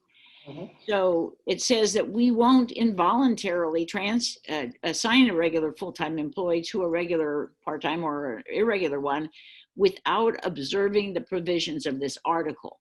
And that means without going through RIF. Right. We can't just reduce your hours because we need to, you know, cut expenses without going through RIF, which means that if you've got seniority, then you're going to be probably the last person in that group to be booted down to a part-time job.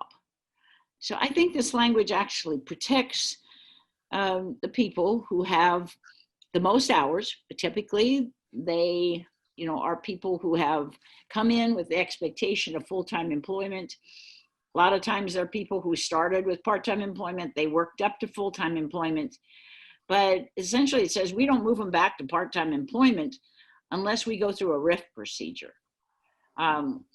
We can't just cut their hours. And then that middle group, we don't move them below 20 hours, which would mean that they wouldn't have insurance.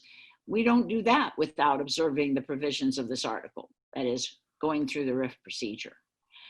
So this whole section really protects the rights of people who have either, worked their way up to full-time employment, or they applied for a full-time job, and other people who hold the part-time jobs applied for part-time jobs. So this is typically viewed as being a protection for those folks in your bargaining unit who are full-time employees. Yeah, and I understand that. I mean, but if we're going to be consistent and say that nobody works less than 4 hours, we really shouldn't be referencing people that work more than, less than 4 hours. We're trying to be consistent, but my point of bringing it up is that this is in multiple parts of the contract, right? So we're trying to figure out a way to ensure that we're talking about everybody getting benefits, and then we could probably undo a lot of this stuff, and it would make sense, right? That's really what we're talking about is, these folks we have to work at 3.75, and it appears the only reason they're working that time, especially when there's multiple in an area, that the purpose here is to deny them benefits and save that money. And, and I could understand having a budget and doing those things, that makes sense. But this one, it seems, is a little bit, it's addressed many times in this contract. And I think that any one section out of context can be viewed different ways. And I'm not saying what you're saying doesn't make a certain amount of sense, but if you're going to have folks all get benefits, move them up to 4 hours, and we don't want to be referencing things that we don't want. We don't want less than 4 hour people. Well, no, I don't think the changes you proposed here would do anything to preserving jobs with certain benefits. All this affects is who gets those jobs and who stays in the higher jobs. So, for one thing, it protects people with more seniority. If there's going to be a reduction in the jobs that have insurance, it forces us to go through this RIF procedure as opposed to just saying, okay, well, you are going to go down to a part-time job, but you aren't. So it really has to do with which employees get moved. If I could, can I interject, Nancy? Uh-huh. I think, Hobie, you're right. You've placed this in a couple, at least two, if not 3 areas of the contract of your advocacy around making sure that there's nobody working less than 4 hours a day for the purposes of seeking insurance, and wouldn't deny that conversation. I just don't think that this is the right place to have the right article to be having this conversation, because this particular portion of the contract is designed to protect employees through a RIF process, and should we reach an agreement elsewhere in the contract that talks about the number of hours a week, then if somehow there'd be an agreement on the 4 hours minimum, then this part of this would be moot, and we'd Right. look to remove it. I would rather keep that conversation for that article, and we're discussing a RIF process that I think this works for your employees outside of the fact that you are seeking to get them above 20 hours a week. Right, and the idea is to be consistent, like you said. It's if we're going to insist on it here, then we want to. And you're right, we could do it in 2 stages. If we agree over here, then we come back and do it here. You're right. That's absolutely correct. I guess the larger topic I was trying to open up with this here was having that discussion why we need to have people that are less than 4 hours. I mean, if it's just a simple cost thing with benefits, then that's my answer. But that's really where I was attempting to go with this, is to try to have that bigger discussion, because I think it's in 4 parts of this contract. So I thought it might save us a little time now, You know, because we do have a lot. So well, on Wednesday, we're going to be, you know, kind of sharing some initial cost estimates of the financial parts of your proposal, including, you know, the expenses related to insurance. And so I think that, you know, after that, then maybe on the 15th, we could have a deeper conversation around some of the economics and that particular area. All right, yeah, that makes sense. I just wanted to get us thinking about this stuff because, like you said, it is like I think it's in 4 different parts of the contract, and out of context, it does look odd. I would agree with that. We're trying to be consistent with this. If no other questions, I have 20 for you guys next. Okay. Okay. Let's see if we got any on recall. Article 20. Okay. So, Well, I think Nancy still is looking over a little bit more of this one. Or no, I think these are proposals you've made before as well that we've discussed before on the rest of this. So I think we're okay. Moving on. Getting the financials for other parts of it too. Okay. So what's the next article? For you guys, it would be 20. so you're sending us 20, or is 20 in? No, 20 you guys. per counter proposal. Training. Okay. Yeah. All right. Oh, that's right. Thank you.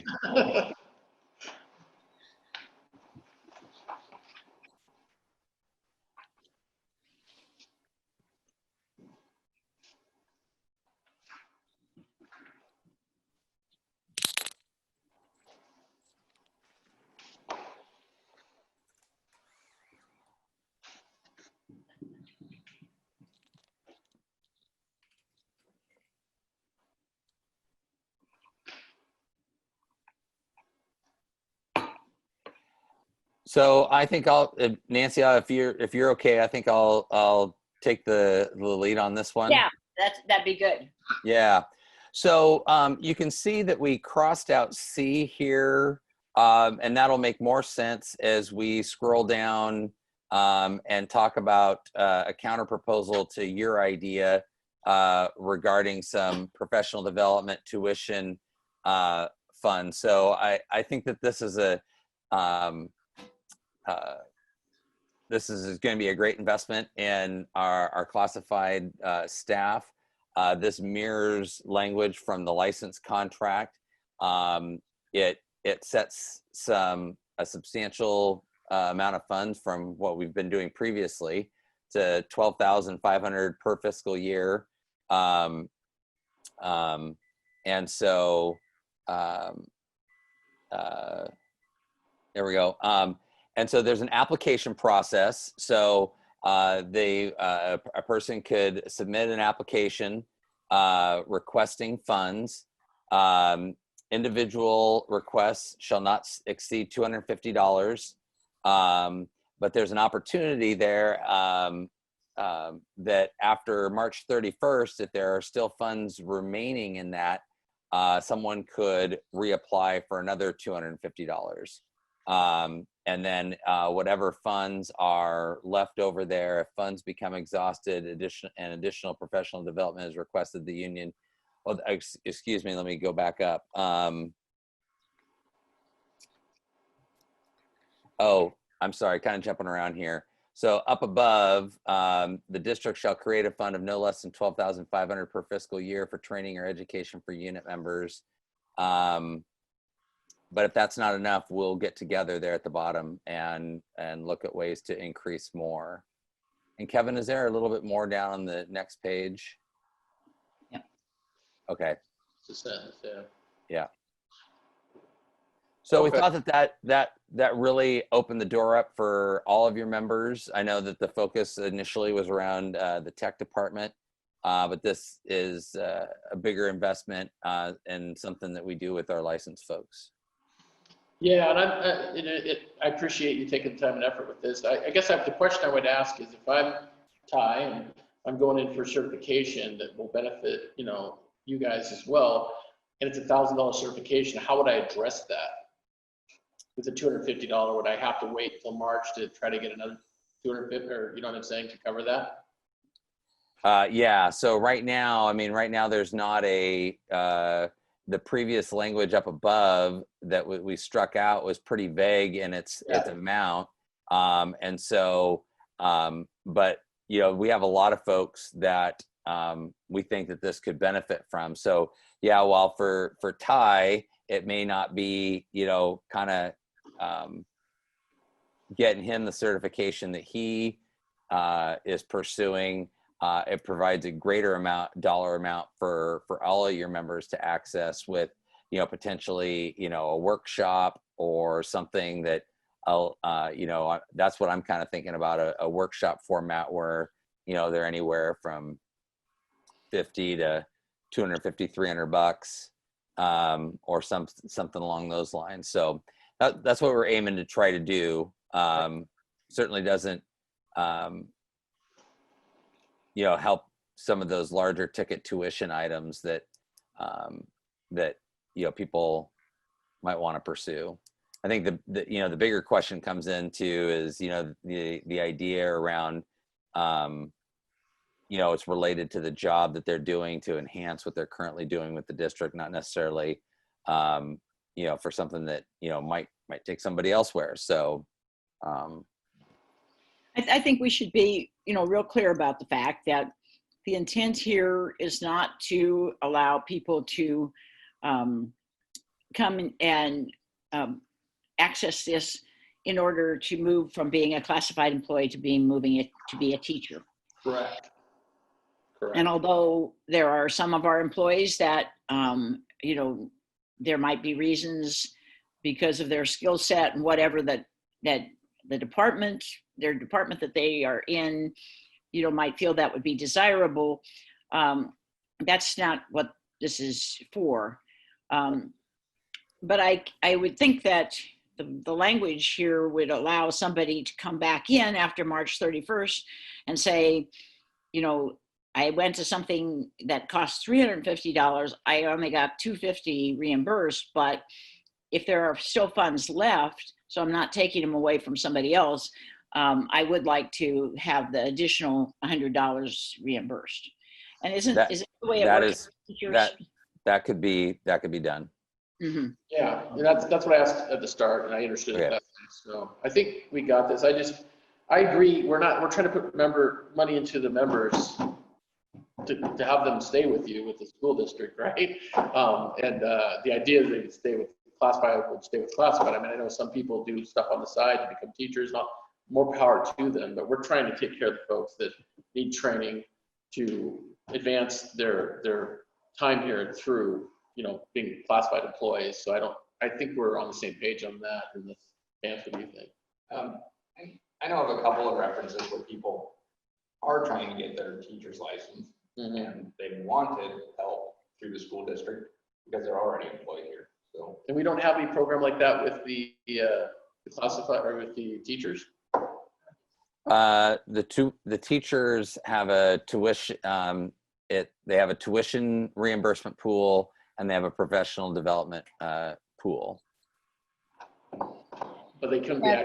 And the teachers, of course, have a requirement under TSPC to accumulate so many hours of coursework that would require tuition payments. So that's a little different circumstance. They enter the profession, but they have ongoing requirements over the next generally 6 years to take more coursework. So that's why we have those two separate pools with the teachers. Here, this is more like the second pool for the teachers, which is a professional development pool, not a tuition pool. So what's the district's perspective on having a program that would help classified become a teacher? I mean, we oftentimes, see potential in folks and want to encourage them that direction. But as far as, being able to fund that, that's, we haven't been able to do that. And depending on how we want to allocate the dollars for this budget year, that's probably not on the table for this year. But we certainly try to support folks who, that are working in the classroom. We see potential and encourage them that direction. Okay. Well, we probably want to have some more discussion about this. We appreciate you taking the effort and explaining to us, because we were kind of looking at one department, and we'll have to have some more discussions about that. But I think this is a really good start from you guys. I really appreciate it. And we'll talk some more about it. And then the last one I see is for you, which is 23. Okay. And should we put that up on the?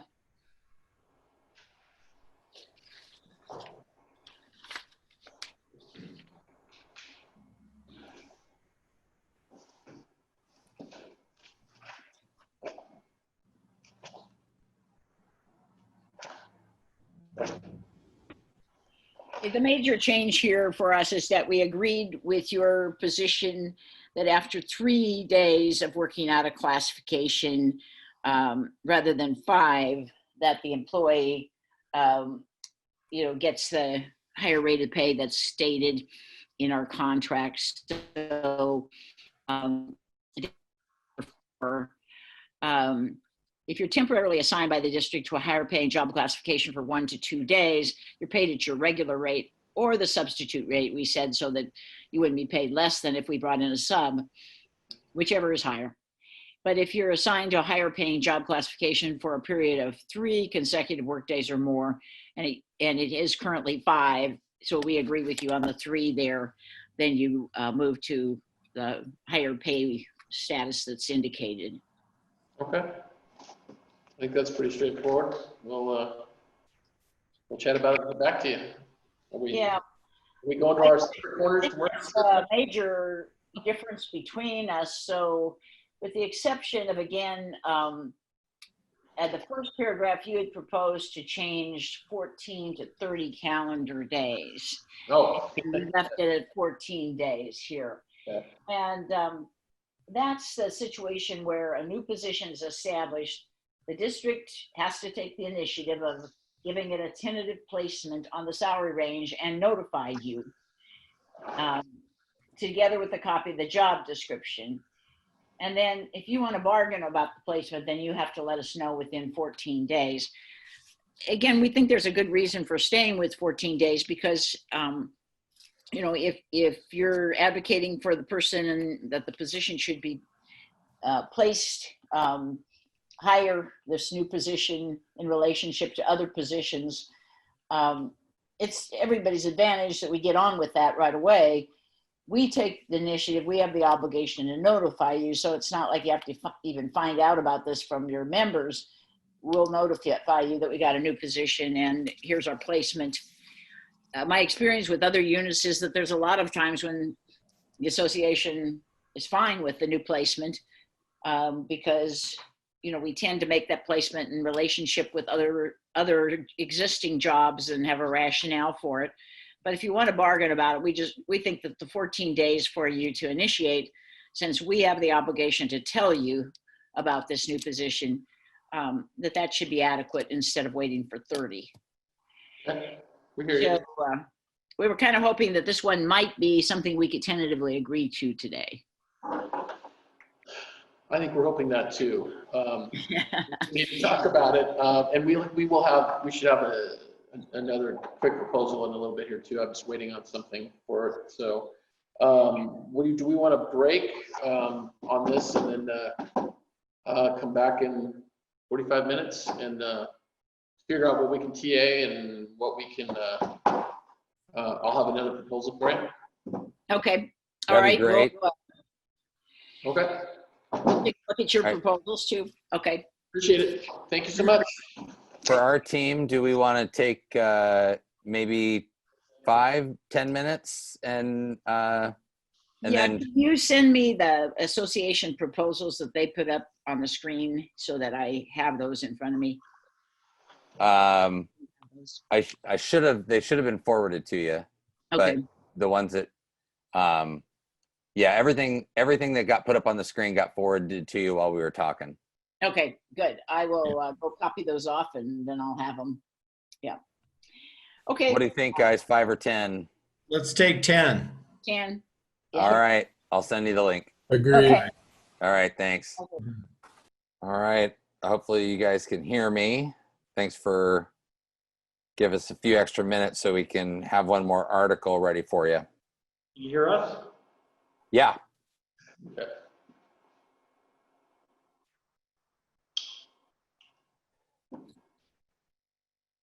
So we were able to get Article 9, discipline of employees, a counter proposal for you. So, but I know it sounded like you guys were going to be working on some. So how do we want to proceed or get started? Well, I thought we would start with one that we might be able to be done with today. If that's okay with you. I am all for that. Yep. All right, with that, turn over to Lisa. So Article 23, new position. Ben? Oh, wait. Dan sent, Ty's sending it to you. Ours had, what part of our delay was we had a formatting issue where it kept messing up. So we used yours and then your Article 23 and made a small change with that. Now, All right, Dan has it.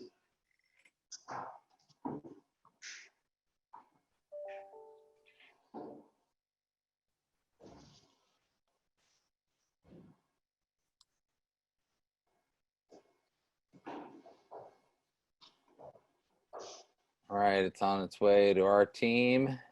Okay.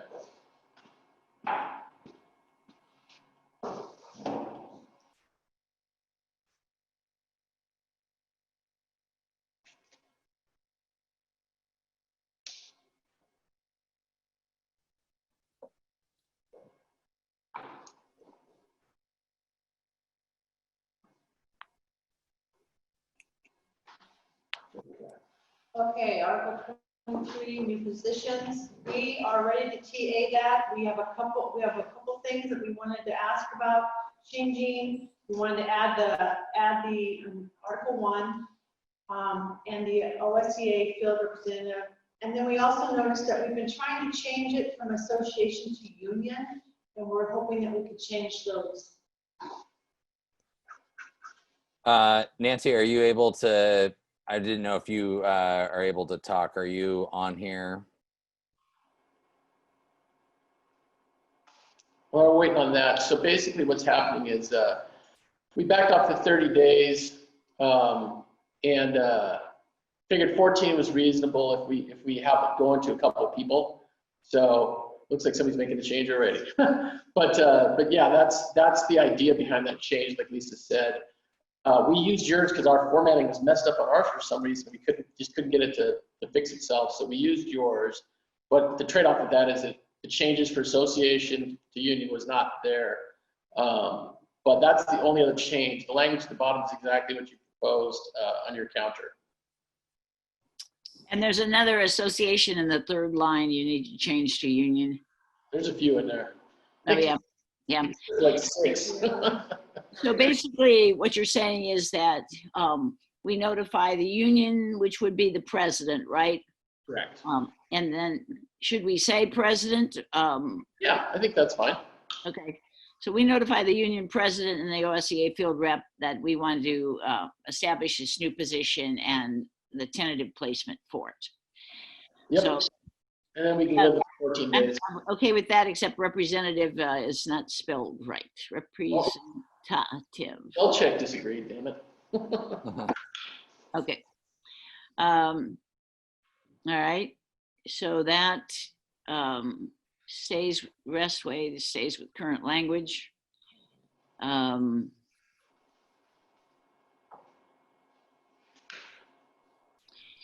Okay, and then that agreement down in 2A, we had proposed that originally, that changed it to PECBA, so you're okay with that. And then the other language there is as we proposed it earlier today. That is correct. Yep. Okay.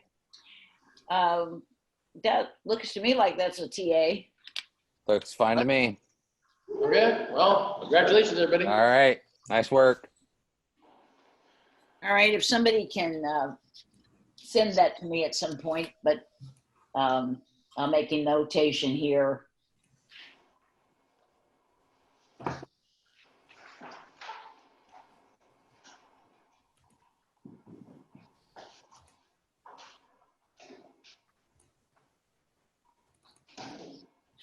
Okay, so it's basically our counter proposal of today, but adding that business rep in there and changing association to union throughout.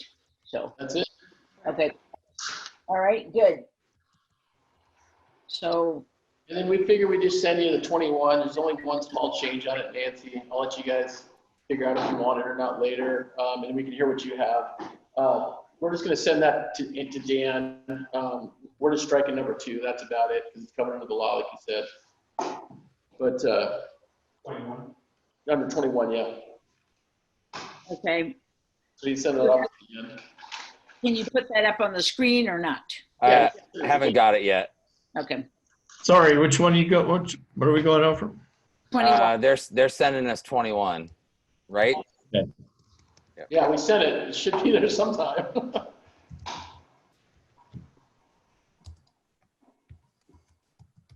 There we go.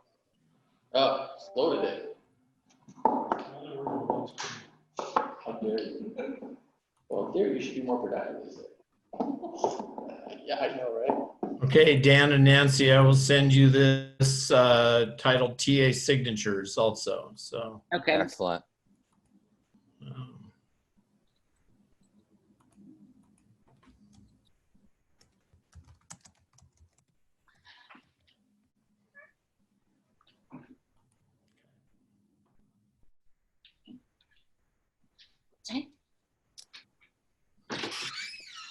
Okay, 21.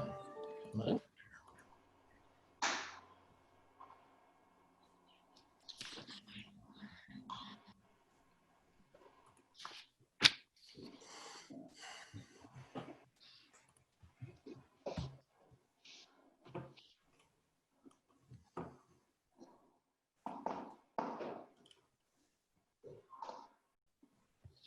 I said, 21 is really straightforward. We feel that's covered under the law. It says you can't do it, so probably don't need that. That's it.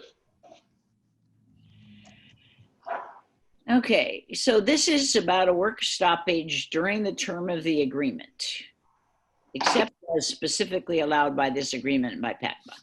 And the times when it would be allowed during the term of the agreement would be, if we, let's say we're bargaining over, we had proposed a change that wasn't part of the contract, but it was a mandatory subject of bargaining, and we went through the expedited process, and after 90 days, we didn't have an agreement. You'd have the right to strike there. That would be one instance. Right. But I guess what I'm asking about is, why would we not have the right to discipline, including discharge, if we have an employee who violates, the article? I mean, the article acknowledges that there would be occasions under PECBA when you could strike during the term of the agreement. But what if the person decides that because they're just unhappy with their supervisor, in one particular department, all the members of that department are just going to walk off the job, and they're going to say that they strike. Okay. So you're taking that as not like somebody on a strike line. You're talking about somebody who Illegally striking. or something like that. Yeah, they're illegally striking. Okay. And Okay. So, so if that's your understanding, that if we're not talking about somebody who's on a legal strike line, right, and you don't like what they do and you're disciplining them. If we're not talking about that, then I don't think we have a problem leaving 2 in. If you're talking about people essentially wildcatting and stuff. yeah. Okay. I mean, even if we don't have a strike situation, your members have the right outside of their work hours to be on a picket line in favor of, some other group, like the teachers were on strike. Right. So no problem with that. They don't have a right to refuse to cross a picket line if the teachers are on strike. Right. No, the concern was that some employers have started saying, well, if we see you doing something on a strike that we don't like, we'll terminate you for that, or we'll try to do that. That's not what you're saying, it sounds like. No. Okay, that was the ghost I was seeing there. So if you're okay with, if that's your understanding, then we can I mean, accept. if somebody commits violence and they're, you know, convicted of manslaughter or something like that, we're certainly going to discipline them, you know. Bigger problems in their job, yeah, I hear you. So yeah, no, that's fine. If that's your understanding, then we can accept your proposal back, which I think the only change was PECPA, right? Yeah. Yeah, we can accept that today too then. Okay. That understanding, yeah. Okay, so that's our So proposal. Kevin, can you go back? Yeah, so Kevin, our 20. previous 21. Yeah, it's our proposal of 520. Mhm.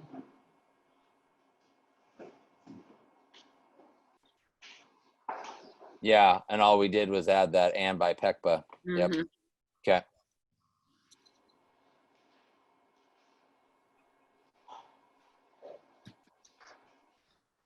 So we're good with that? Yeah, we can TA that. Now that we have an understanding, that's fine. Okay, Excellent. good. So that's another one now. Now we're ready for your number 9. All right, Bill. I'll send it over while Kevin does his thing on the TA. Okay. While we're waiting, there's a couple at the end of your new articles that maybe I think we have a agreement about now. Okay. So if you look at our tracking sheet, and what we're proposing under the confidential employee vacancies is that we keep that as an MOU for the life of this contract. We think that by the time we get 20 more years down the road, we're only going to have such confidential employees as everybody can agree need to be confidential. I mean, I think everybody agrees that the superintendent's secretary is going to be confidential, that the HR, you know, there's going to be an HR person who's going to be confidential. I think we're down to almost, you know, what everybody could agree upon. So this MOU talks about people when they resign, then we replace them. We just felt like it wasn't going to be a long-term addition to the CBA, and we should just keep it as an MOU for the life of this contract. So that's one.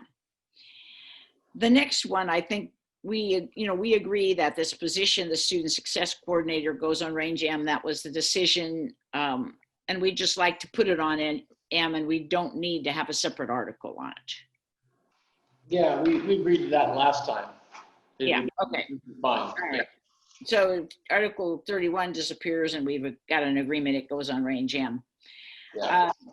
And then, well, the incorporation of the section from that you proposed, that was the MOU, you proposed it as a separate article. We've put it into the association rights. We'll have to wait on that one until you see if we can reach agreement on association rights. Okay. And then the last one about uniformed employees, we wrote something slightly different, incorporated it into the leaves article.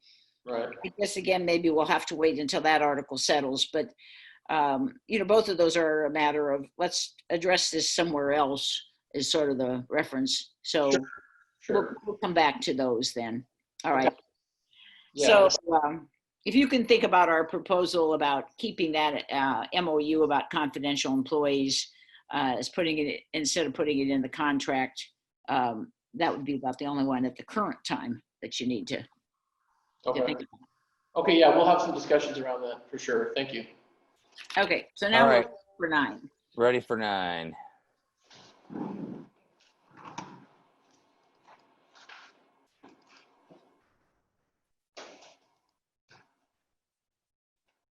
Kevin, are you able to put up number 9?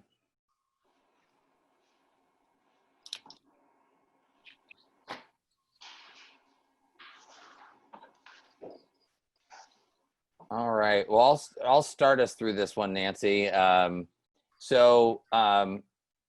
We wanted to capture that that oral and written warnings are kind of part of that disciplinary process, if you will, but not under the definition of discipline. So we added language there that says these things are not do not fall under the definition of discipline. So evaluations, plans of assistance, and oral or written warnings are not part of the discipline process. And so that was the first change.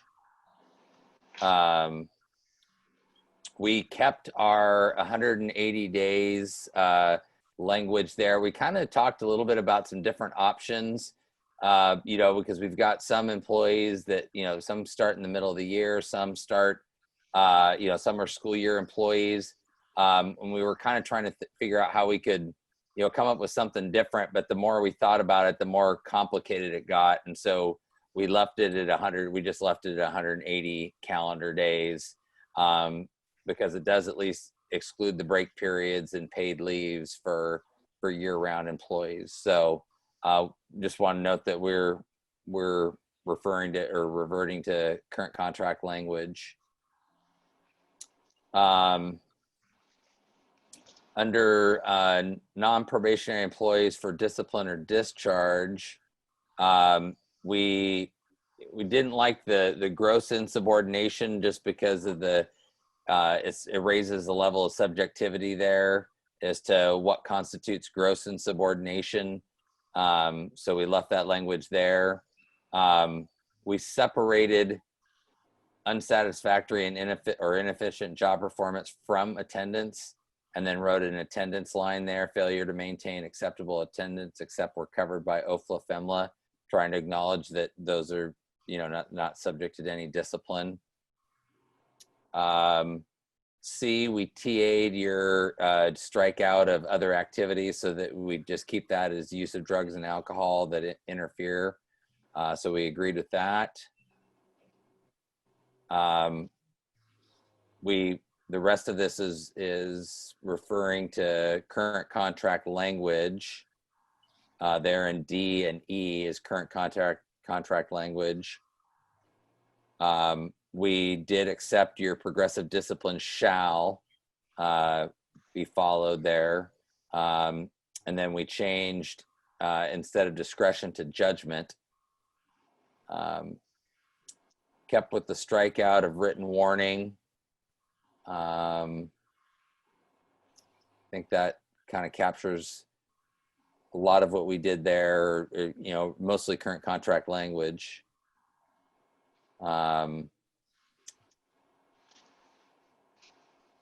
So you had asked under 4 that examination of witnesses would be required upon request, or would be at the request of the union.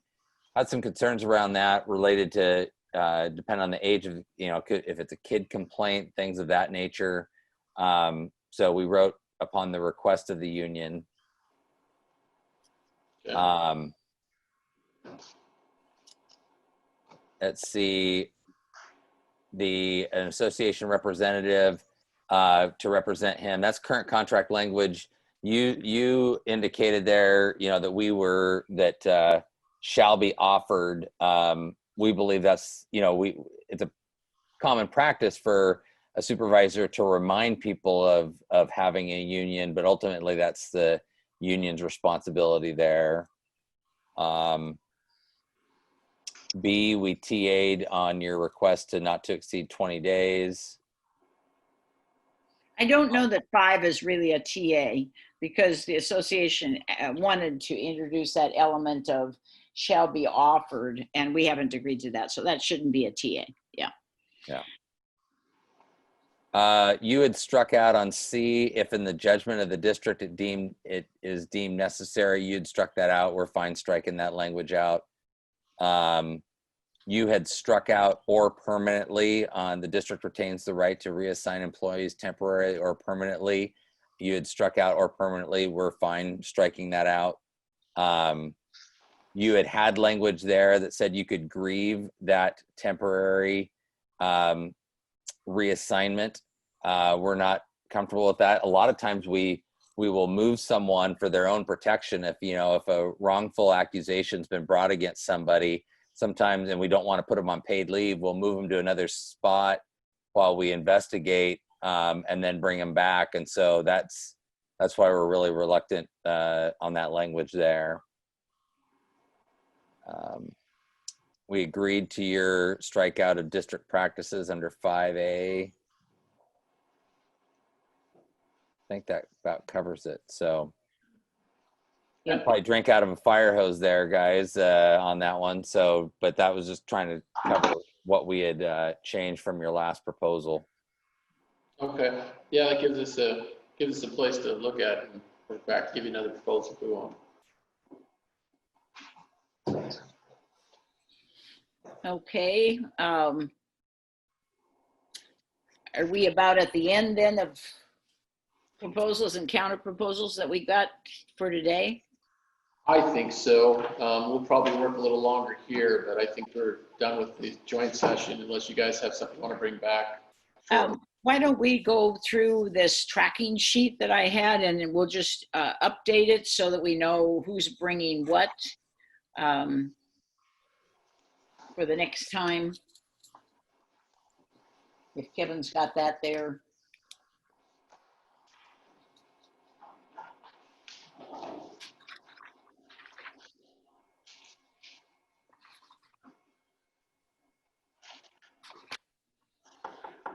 So we've each given a proposal on Article 2, and I think the difference between them is largely you want to strike out the current definition of regular part-time employee less than 20 hours per week is one scheduled to work less than 4 hours a day or less than 20 hours per week.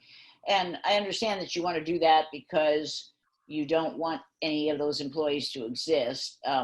This is just a definition, but it seems like we're kind of at loggerheads on this one. I think you did one other strikeout. You wanted the employment to be 90 calendar days for the temporary work as opposed to consecutive work days. And that was problematic for us because that might include a break period. So that we would actually have a lot less than 90 work days. So that's what I got on hold for the time being.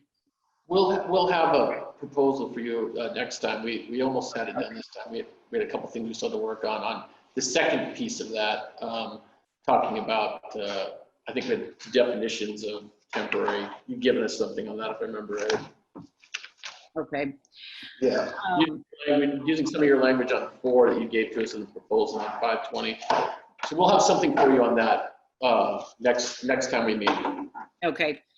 And you were also going to then come back on Article 3 because we had the discussion about the fact that we didn't like your new proposal even less than the load proposal. So yes, we will have something for you next go around on that as well. Okay. Right. Then we're going to have a presentation about costs of various items. But we won't have a district proposal at the next meeting on Wednesday. I think, we're still waiting to find out when they're going to have a special session, or have they announced that I've missed it, or? No, you haven't missed it. They're still trying to figure out when they're going to do that. That's what I keep Okay. hearing. Well, we would hope that they would do it fairly quickly so that we would have some information, but I don't know about the 15th, but we'll go back we'll get some information out though on the meeting on the 3rd. We've TA'd Article 5, management rights. It seems like we're kind of at loggerheads on that. You want to strike it and we want to leave it. So Nancy, we're not at loggerheads. I will come back to you with a proposal on that. okay. All right. Then we might be at loggerheads. I don't know. Okay. And then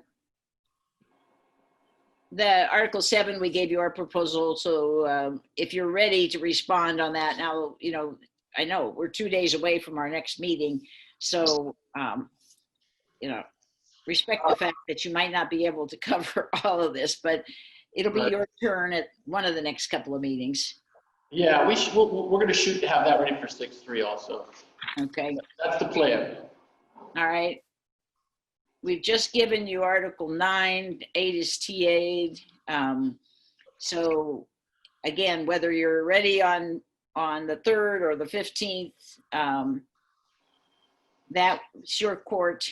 And then on grievance, you just gave us a proposal, so it's our turn to respond. Work hours and work week, that's probably in I think I've got down there district to present counter proposal at subsequent bargaining session. because you had made an initial proposal. And the same with job openings. So we got those two. Right? Reduction force, that would be your response at one of the next couple of meetings. Yep. We've TA'd 14 on vacancies. I think that, vacations and holidays, we're gonna wait until after we can present a full package. So 17, we gave you a proposal today, so that would be your turn to respond. Correct. Sick leave, the holdup there, we gave you this proposal on a couple of the parts. I don't know if there's any, real economic consequences here. But so I think this one is probably in your court. It is, and we were gonna maybe talk about it today, but it looks like we've kind of run out of time, so we want to talk about it with you some more. Okay. The next go around. I don't know that we'll have a direct proposal, but we want to talk over some ideas with you guys. Okay. Leaves, there's some things that we can talk about some more, I guess, but the big issue there is a personal leave, and that, for us is a financial proposal, so we'll kind of put that one on hold. Right, and you wanted to insert military here too, right? Yeah, right. I've got it down there as being the paragraph about United States Reserve or state military reserve. Okay. So, if you want to look at that subsection, fine. Okay. So training, you've given us a counter. No, We've we gave them the counter today. Right. Okay. We'll do one, or agree to it. Yeah, so you're coming back to us on that. Yeah. All right. Article 21, we TA'd. Funding is going to wait till financial resources. 23, we TA'd. 24 salary, that's financial resources. Article 25, I think the ball's in your court on that one. Right. Yeah, it is. Contracting out, we're at, I think loggerheads on that one because we say current language and you say none at all. So probably, unless you got a counter for us, we're not probably going to revisit that one anytime soon. Term of the agreement, wait. So reclassification procedure, we would hope to have that tonight, but we'll bring that back. I hope we'll be able to do that on the 3rd. Okay. We'll see. I'm looking at some other examples and so forth. So we want to recreate the wheel. So, Right. all right. And then the childcare stipend is a financial. And then we went over 31 to 33. Those are pieces of other proposals, but you'll come back to us on this idea that we just continue the MOU on confidential employee vacancies. Yeah, we're gonna definitely have that discussion and see what makes sense for us and get back to you. Okay. All right. So that sounds like marching orders for each team. I agree. We got a lot of work. We'll get to it. Okay. Sounds good. Alrighty. Finished a little early, actually. So, It is. yeah. And we will try to make sure that we get the link up there. We've got a sample kind of, not score sheet, but kind of something we want to unveil to the public that's almost ready to go. We'll have you take a look at that before we unveil it. Okay. And then, Dan, when you're done meeting with your team, could you give me a quick call? I just need like 2 minutes of your time. Yep. All right, perfect. You want to text? Are you guys breaking right now? We're gonna take a break, let people bathroom, that kind of stuff. So we're gonna have about a 10-minute, 15-minute break here before we get to it. Okay, I'll try to. Okay. So, is our team want to get together on the other site, or do we want to set a time for tomorrow? Or let's jump over the other site and figure out what we want to do. okay, I'll send you a link. Okay, All right, thanks. See you guys. bye-bye.